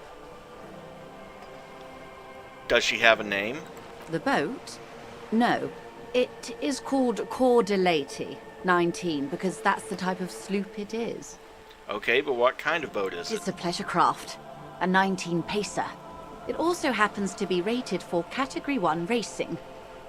Though these days I mainly use it for business. How do you like it? My sloop? I like it a lot. It's the eel's hips, baby. I'm enjoying this part of the interview. It has so little to do with the murder we're investigating. I'm just gonna say it now. Shut the F up, Kim. Of course there are. We're on an archipelago. How else are you supposed to get around? Wait, we're on an archipelago? Yes, we are. We are on Le Caillou. Caillou? Caillou? I thought we were in Revachol. We are. And the city of Revachol is on the island of Le Caillou. Still, I haven't seen anyone else sail a boat around here. I haven't seen anyone else drive a souped-up Capri Kenema motor carriage either. Actually, that motor carriage has been specially issued to serve as a patrol and pursuit vehicle. It's for crossing long distances in the greater Revachol industrial harbor. It's not a toy. Neither is this. A toy, I mean. It's a machine for crossing long distances in the Bay of Revachol, between the city and the islands. Do you have a Officer, license for it? I assure you, I'm a highly qualified pleasure craft operator. The crowns of her teeth are porcelain, white as the boat's hull as she smiles. Qualified pleasure craft operator. So charming. Where's the damn license? Can I see your license? I just renewed its safety inspection last month, officers. It is completely seaworthy. In fact, it's taken part in not one, but 2 insulindic regattas. Even finished once. Still need to see a license, Actually, man. you don't. The Wayfarer Act specifically denies the RCM the authority to demand anyone's operator license. It's a little-known fact among us law officials. Wait, exactly how little known is I this was fact? just being polite. Even school children know the Wayfarer Act. Makes sense, I guess. I mean, look at No me. need to resort to self-pity, detective. You can still ask for her passport. Yes, I'm going to need to see your passport. Of course. Look at her The passport. woman is silent, smiling while the waves lap against the hull. In your hand, under the plastic, a light blue passport saying, Republic of Vespa. The coat of arms has a lion and an ostrich. Seagent. Look at the photo The woman, page. born in the year 3 in the commune of Revachol, smiles at you. Face adorned with frown lines and crow's feet. The photo is recent. The name reads, Rejoice Leighton Messier. Your name is Rejoice? Yes. But please don't call me that. Why? Joyce is much more efficient. Fair enough. You're from Vesper? My husband is. I have dual citizenship. A Vespertine is handier when traveling. Everything appears to be in She order. nods and returns the plastic bag to her coat. I think I have a handle on the boat Good. thing. Thank you. Of That's all course, for detective. now. Take care. After I increase volition, I may come back here. But,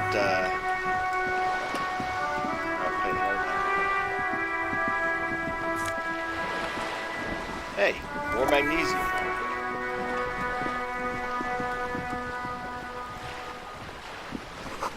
Looks like there was more construction here once, decades ago.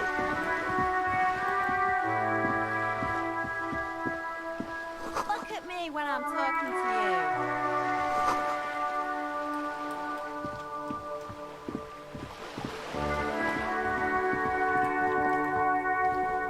This is a wall on the side of an apartment building. Yeah. Conceptualization 2. I would basically have to roll double ones to pass that one. 28 cents and more magnesium. Hey, what's that noise down there? A garden hose. This won't be of much use until the snow melts. A balcony with a view to the yard and the hanging. Chairs and tables eaten by rain and rot. Another splattering of bullet holes on this wall. Just a closed door, but you look at it suspiciously. And hey, an orange bum hat and some Nosafed. These barrels are half full of rainwater.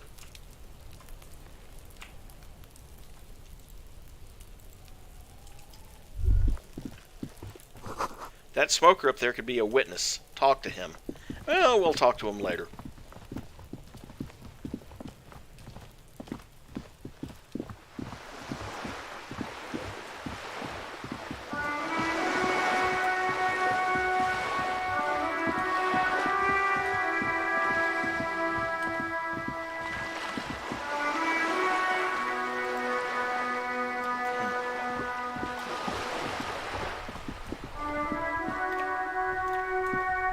We'll talk to those two later as well.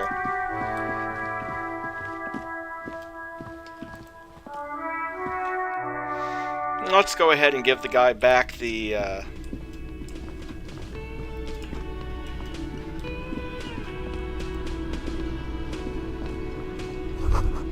bottle of rum has been knocked over. That sugary black rum stain on the counter makes you teary-eyed with joy. It's almost touching how syrupy and sticky it is. How long have you been up already? Not now. Excuse me. Do you have something better to do than lust for sweet syrupy rum and lemonade? With a twist of lemon? Maybe lime? Maybe who cares? Just rum?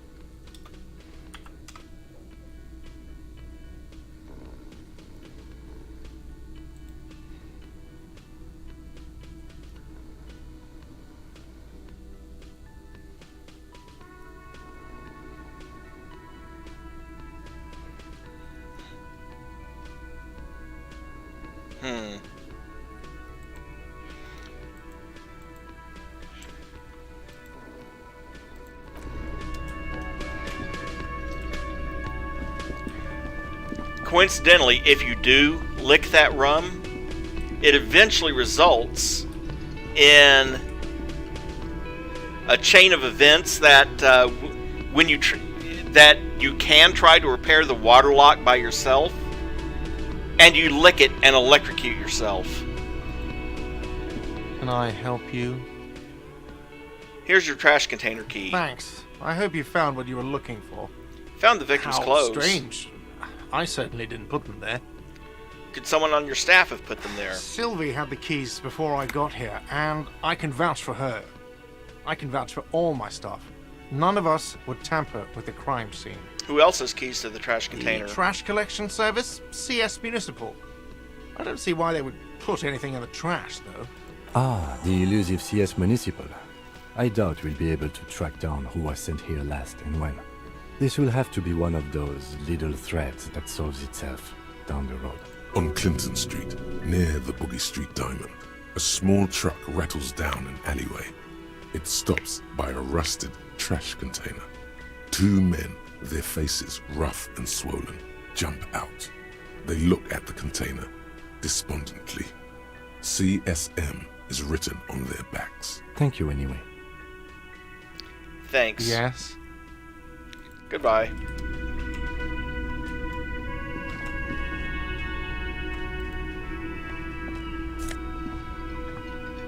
More Nosafed.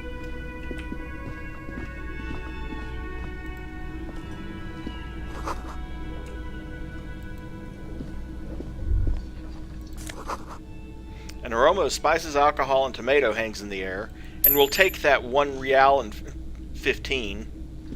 A thin man is smoking below an exhaust hood, occasionally sipping from his mug. This must be the Whirling's cook. As you step in, he nods toward the table and says something in a completely foreign language. The only words you can make out are Garancy and Quebec. It must be his name. Garancy. Garancy Quebec. Sounds representative. Yeah. Failed that check.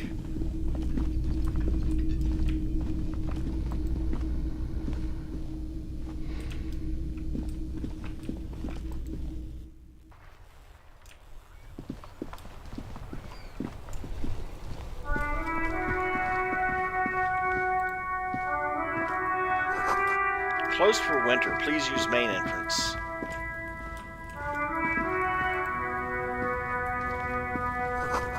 Jump Jams, a popular musique mag. A glossy magazine, most able-bodied men. It hosts a top 10 list. Oh no, they're much hunkier than you. Yeah, okay. Freaked. Oh, hold on.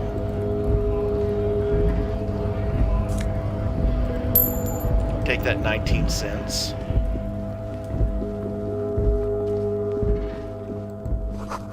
Goods from the lorry haphazardly litter the surroundings.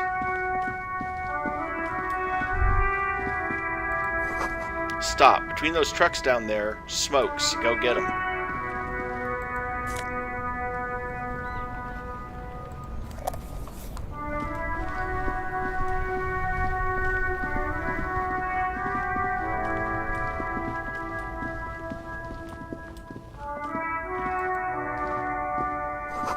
Helpline to the company that controls the drawbridge. There's a pile of cheap sunglasses in a small box, a variety of shapes and colors. You like sunglasses, officer? I've got the latest styles right here. The vendor takes a pair of sunglasses and sticks them under your nose. These are all boring. Boring third-rate ho-hum sunglasses made of cheap Syrahese plastic. The kind of plastic that melts in the sun. These are all first-rate sunglasses. Premium design, superb material, very cool. UV resistant. These will definitely keep your eyes safe and cool while doing your dangerous police work.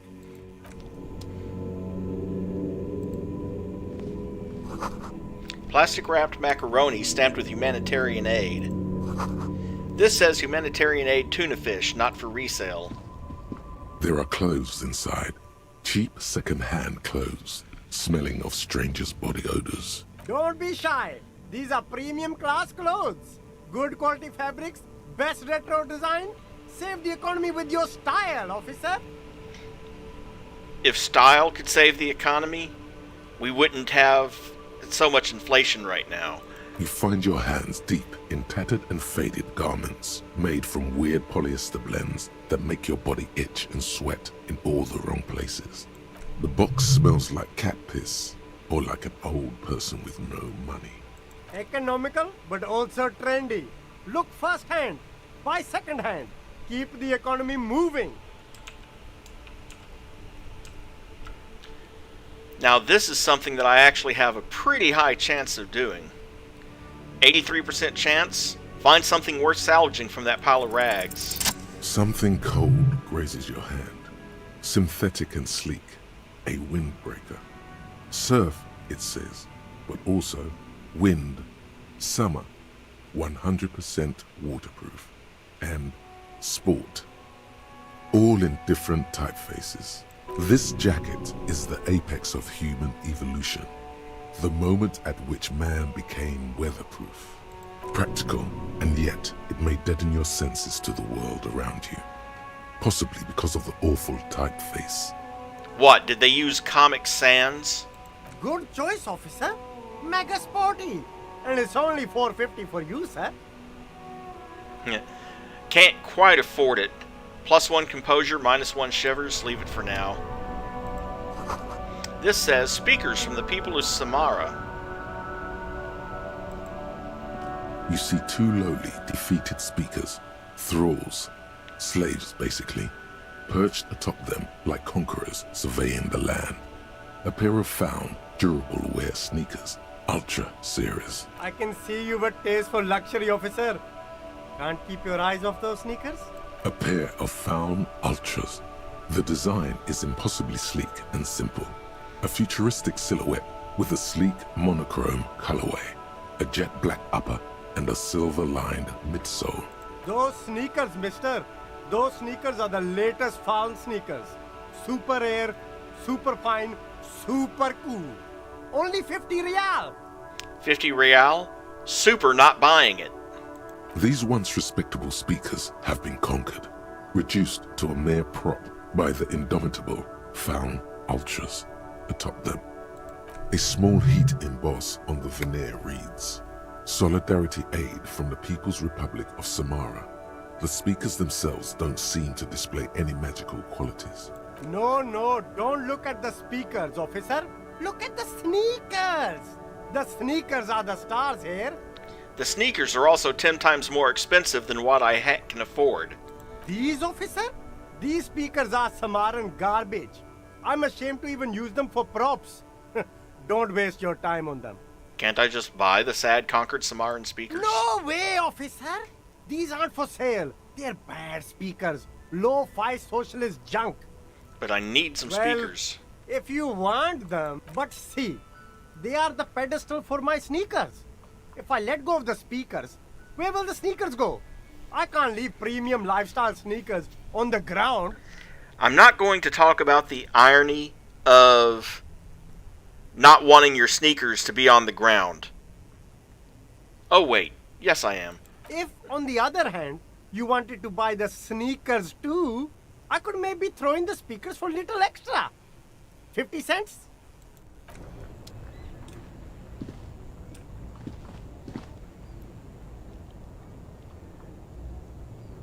I find that unlikely.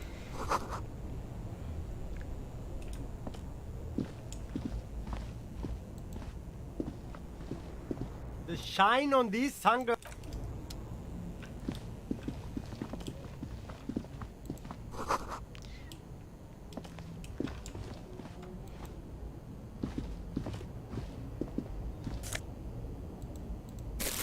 And the reason I find that unlikely is because they make way too much ad revenue from them. Especially when you're talking about the big YouTubers like Oxhorn or PewDiePie or... Yeah, exactly. Why are they going to end something which is like half of their content?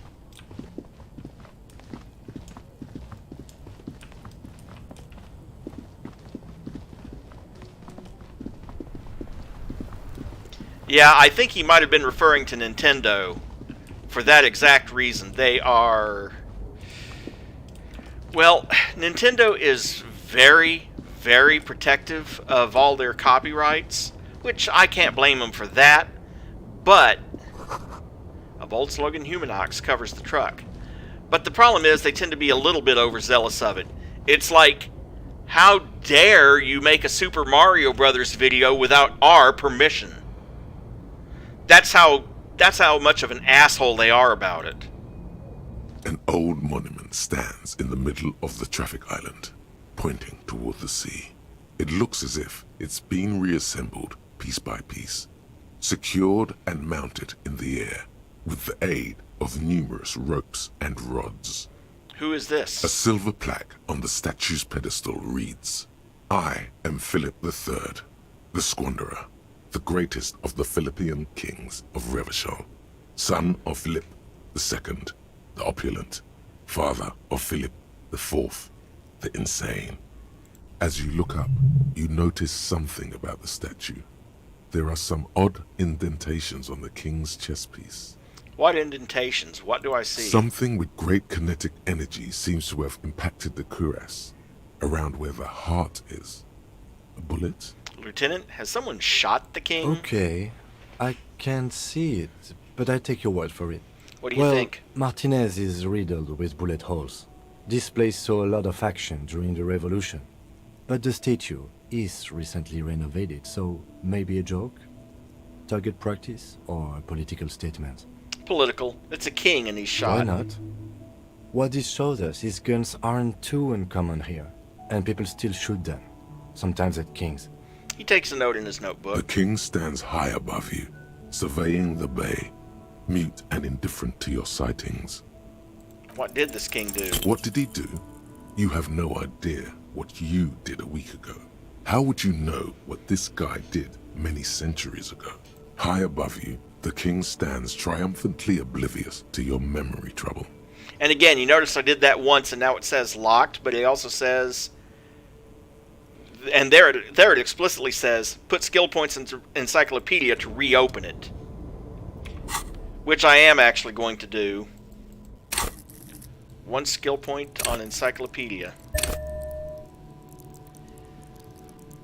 Just because.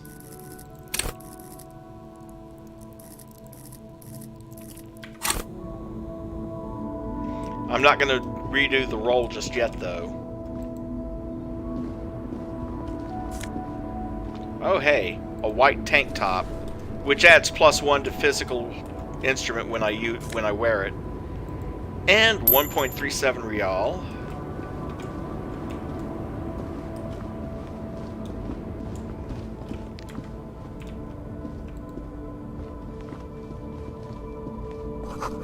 A foreign car kept in good condition.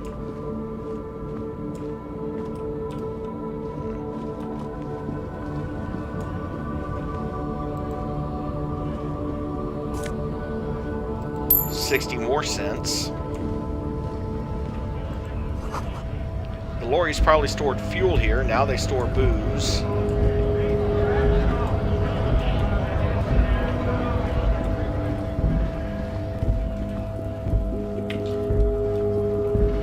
Let's see how much we've got in terror.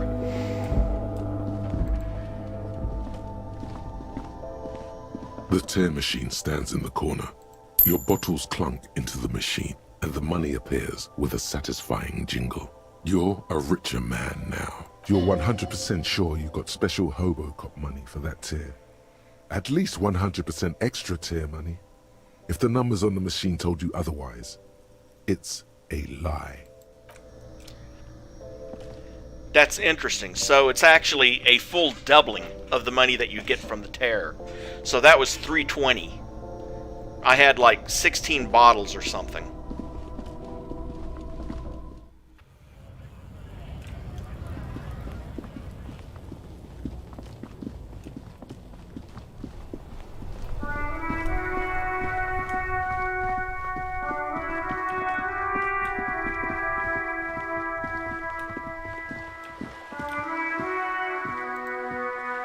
Hello, sir. Step right in.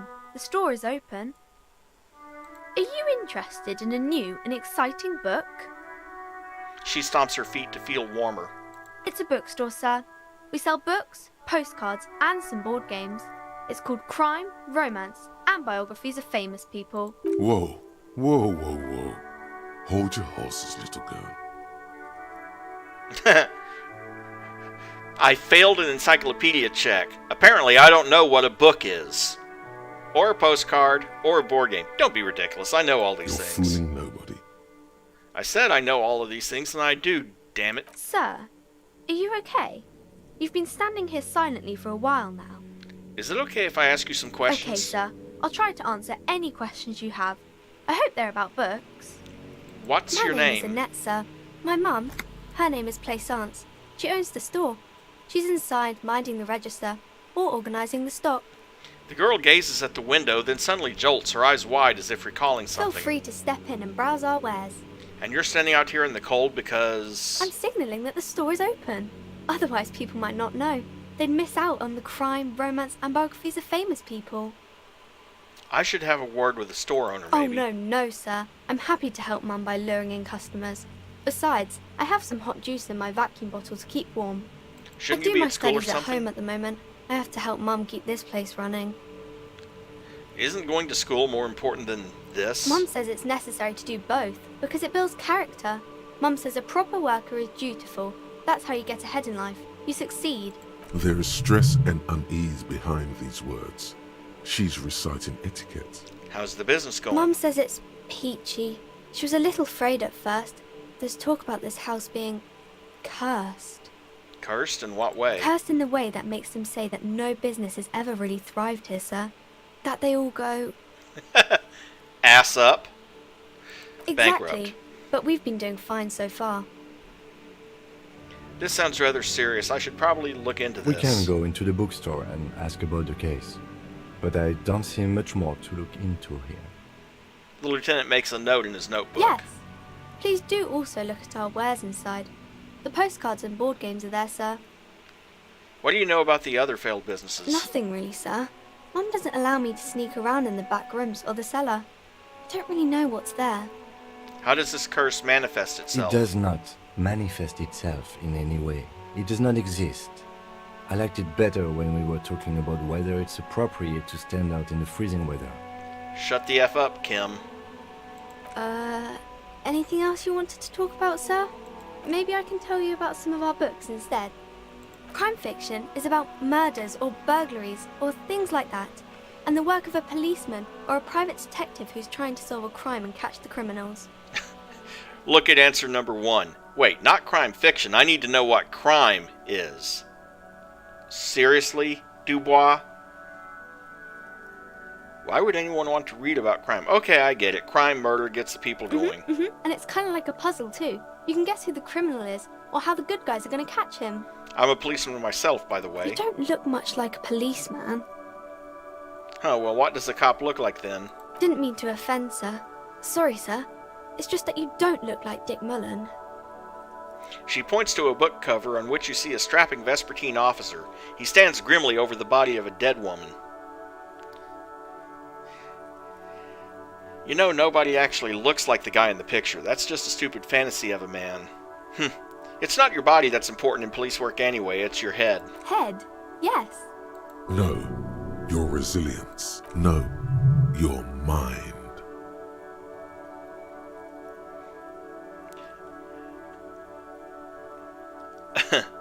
A Quicksilver mind. The Smalling guy looks like he needs 4 hours just to come up with a single idea. No, he's wicked smart in the stories. Sure, when the author does all the thinking for him, real policemen have to think and act on their own. Like you, sir. Of course. He's just a fictional character. He's no match for you. Maybe you can show me some real police work, sir. Like in the books. What is romance? It's the type of book where there's a rich lady and she has to choose between the good man and the bad man. She smiles at the thought, perhaps imagining herself in that situation. Or there could be a story about a poor lady getting a rich man. It's about man and lady business, sir. What about a poor man getting a rich lady? It happens, but usually the guy gets rich in the process. Or should actually be rich himself, but has lost his family property unjustly, like during the revolution or something. I see. Those are unhappy books, for most of the pages. People sad about what they have lost, but then it all turns out just fine in the end. What about when both of the men are These bad? are not very common. You can't have a choice between bad and bad. Nobody wants to read a story like that. What if it's written really well? Well, maybe then it's fine. Maybe if the lady then decides not to pick either, because she doesn't need a bad man. Yes, that would be interesting. Or she just has a good taste in bad men. Just a thought. That's really not a proper romance story. That's more like everyday life. Sometimes you have to write about real life things. Not in romance books, sir.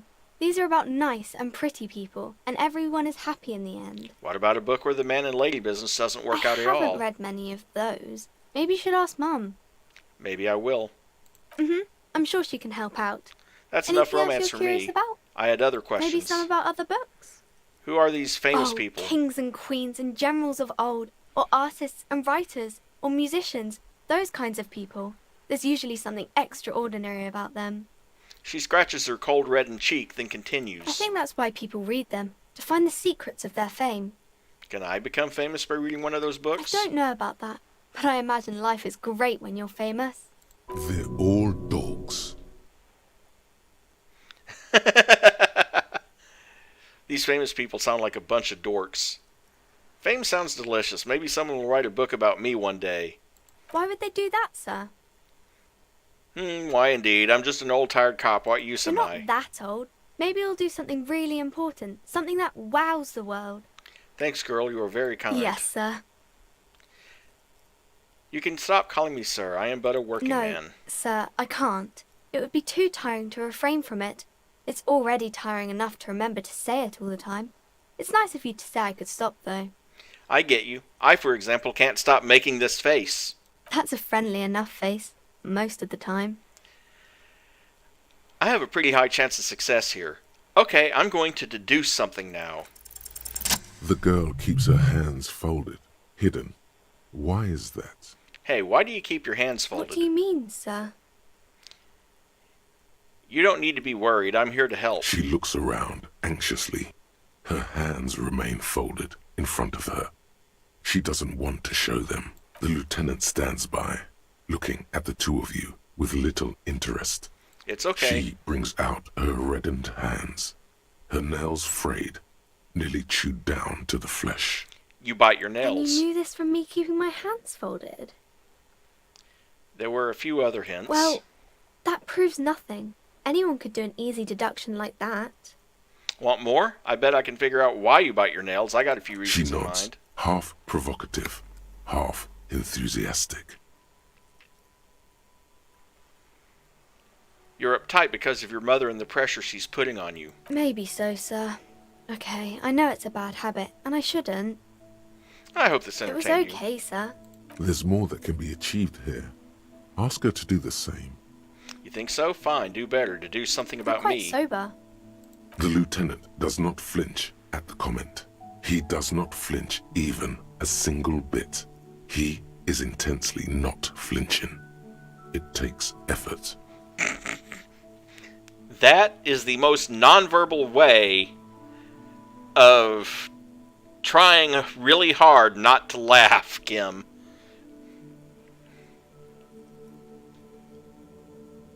I am also sad and my head hurts. I'm sorry, sir. I hope things get better soon. She looks you in the eye, a gleam of sympathy on her face. There she stands, swaying on her feet, assaulted by the early spring breeze. She smiles at you. The whole situation suddenly feels familiar, somehow. Okay, bye. See you around, Annette.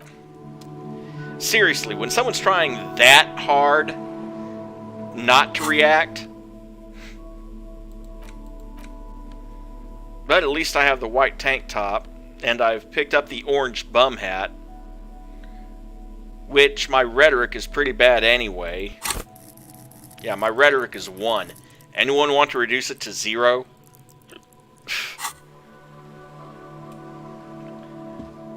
But on the other hand, when wearing it, at least my reaction speed goes up, which reaction speed of 4 goes up to 5. Yeah. And I have 2 skill points again.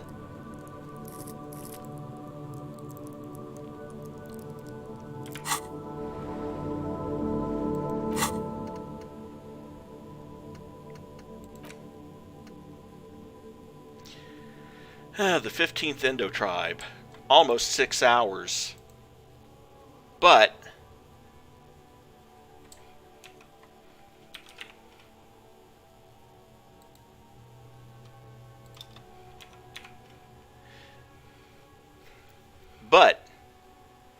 if I internalize that, which I'm going to do,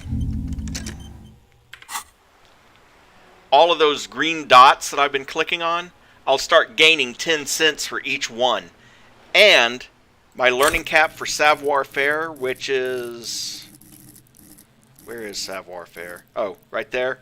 My learning cap for that will increase to 6.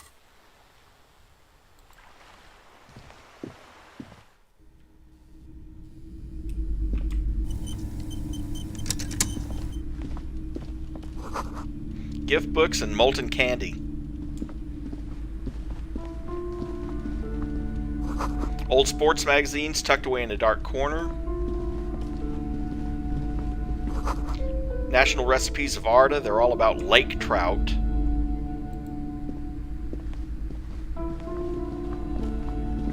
A small mountain of colorful board game boxes. There are numerous types of games for all ages. A lot of shelf space seems to be taken up by Wirral-related merchandise. Look through the pile of Wirral-related An endless items. variety of source books, lore books, and codices litter the table. The topmost book is titled Welkin Compendium, 2nd edition. There's also a large hardbound tome with intricate cover art, The Hunters of Katawak, Boreal Creature Compendium, and a Pick Your Path adventure game book titled Tales of Wirral, Cavern of Velkrag. Anything that really catches There's my a eye? box that says Wirral, 3rd edition Mega Setting Supplements Module. The side panel notes, a fantastique adventure board game, new maps and miniatures. A sticker on it displays 25 real. Nonsense for anemic Beano clods. Storekeep, what board games do you have Wonderful here? board games, sir.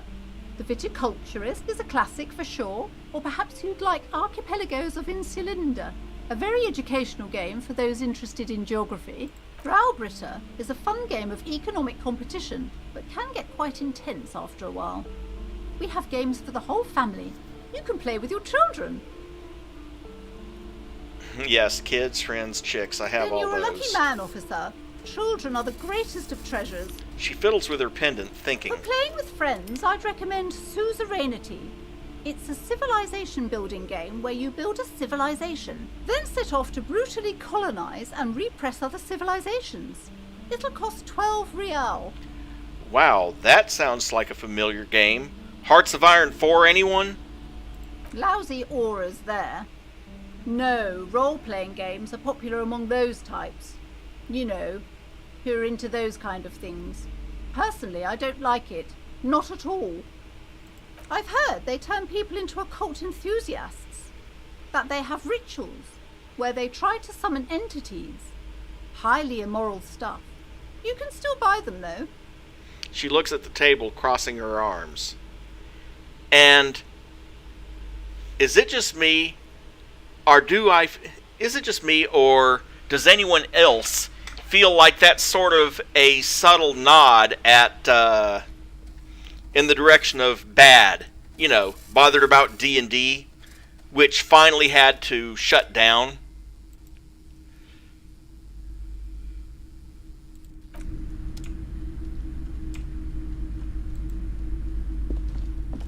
The display rack is brimming with worn paperbacks featuring an extremely muscular, sword-wielding barbarian on the cover. Nearly all the titles contain the word Heimdall somewhere. Look through the display. Rows and rows of Heimdall men blur your vision. You make out some titles. Man from Heimdall and the Mammoth Riders.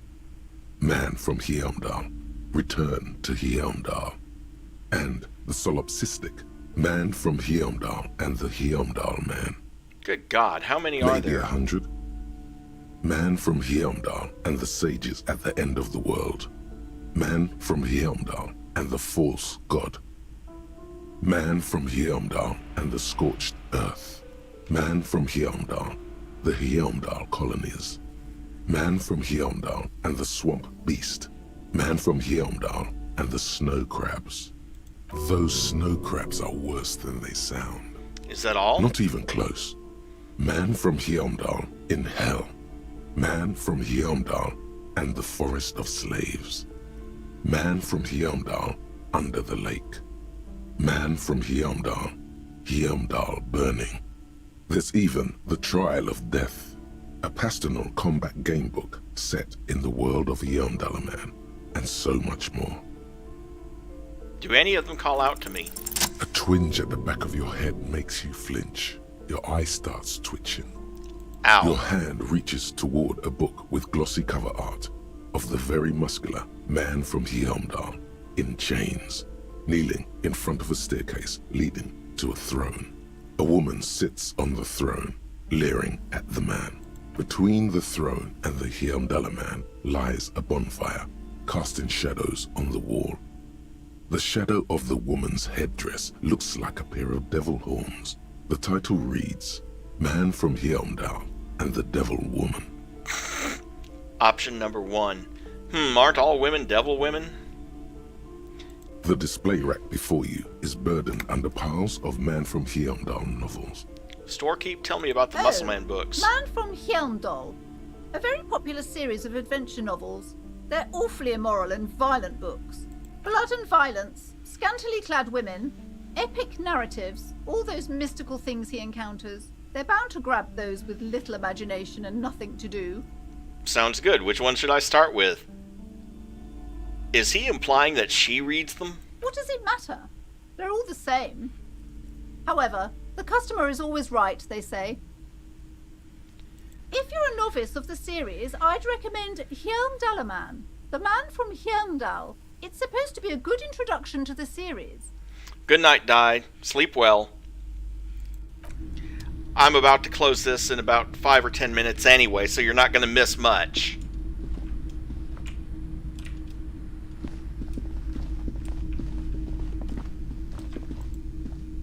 These shelves are overburdened with books from the same series. You see the name Dick Mullen over and over. A couple of spook novels hide amidst all the detective books. Thrilling tales of spycraft and daring do. Look Crime through the display. Is a disgrace.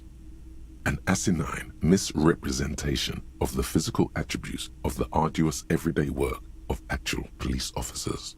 These books greatly overstate the excitement of police work, glossing over how long it takes to actually follow up on leads and eliminate dead. Furthermore, they have no idea how hard it is to simply remove a body from a tree. Ouch, burn. What's more, they completely ignore the psychological hardships of year after year coming into contact with people during the worst days of their lives. Not a single mention of all the stress this work creates upon the officer's family. Detective fiction just doesn't tell the truth at all. Now, would you like a list of all the books found on the shelf? Sure thing. You see Dick Mullen on the job. Get Me Mullen. The Stalwart Adventures of Richard P. Mullen. Dick Mullen and the Murder in the Orchard. The Sordid Affair of Dick Mullen. A killing is declared. Dick Mullen in the Murder House. The Final Case of Dick Mullen. An Obvious Lie. Dick Mullen in the Clock Tower.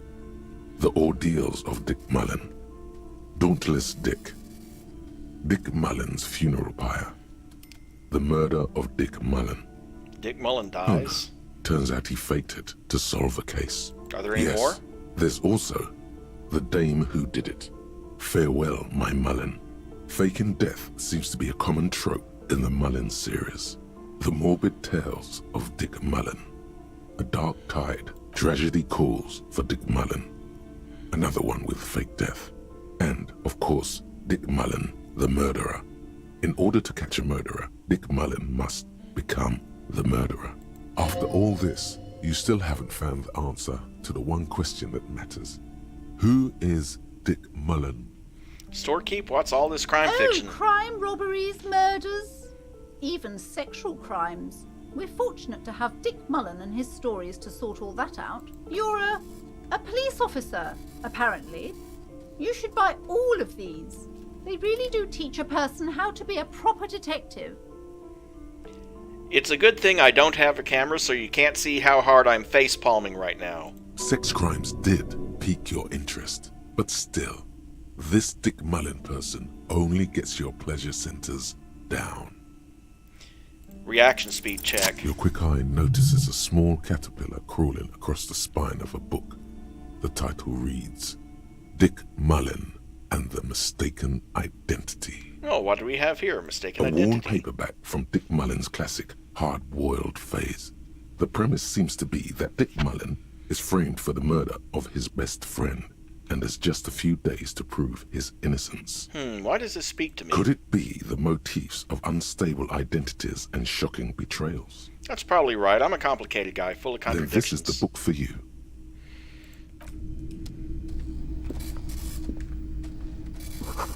A quaint picture book brochure, very colorful. It's a tome of fascist magic, rather candid. Fascist magic. Another boring book, just discarded here. Several maps have been attached to a bulletin board hidden inside the alcove. They're held up by small pins. The board has come loose from one corner. The maps look old and faded. Your eye catches a map of Insulinda, a map of Revachol, and a map of Martinez. Storekeep, can I buy these maps? I'm sorry, officer. The map of Martinez is the only one available. The other two are not for sale anymore. And besides, you could scarcely afford them. Well, that's true. I am a hobo cop. They're quite valuable, though they might not look it. The map of Martinez is 90 cents, though. Why is the one of Martinez so cheap? That old thing. It's an out-of-date map of a tourist location that never was nor came to be, from when some design studio people tried to spruce the place up 4 or 5 years ago. They also renovated the horse statue, set up those coin-operated viewers, and designed the new street lamps. What happened then? They didn't get that far, for some reason. A shame the project never got going. Would be nice if someone fixed Martinez up. All these ruins are bad for business. Well, it's 90 cents. And stealing it just doesn't seem like something a cop would do, so Always fine. good to be informed of your surroundings.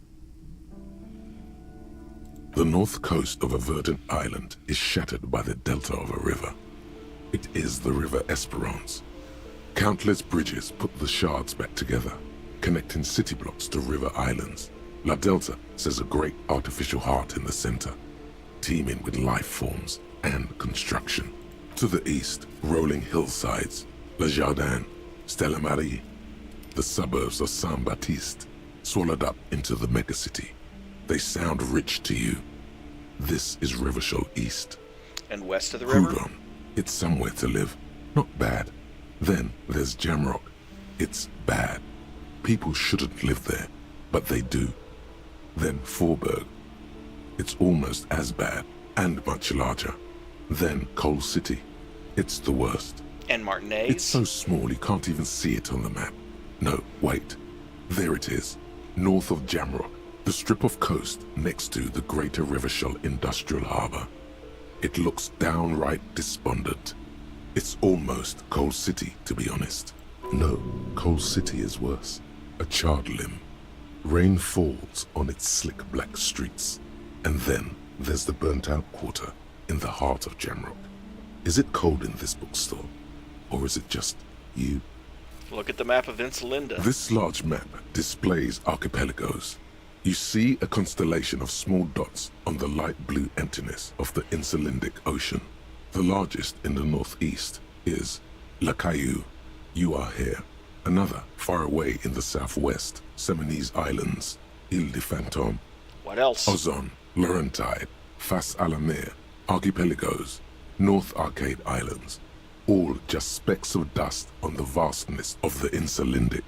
On the edges of the map, the color fades into a blur of dotted lines, black and white. In the northeast, a dust mite stands on the north coast of Caillou, in a bookstore. It's you.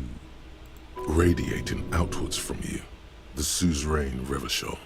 With a radius of 80 kilometers, still, the crown jewel of this Isola would be barely visible. Squint first. Can you see cities on the islands? You can. On Caillou, Revachol, a single black star. On Ozon, Fondelier, and Vilmandu. On archipelagos, Croyan Moran, Villiers. On Seminine, Olduvai, and on Laurentide, Deora of the Seven Seas. Look at the edges. The ocean breaks apart into a tangle of cosines and azimuths, all pointing into pale nothingness.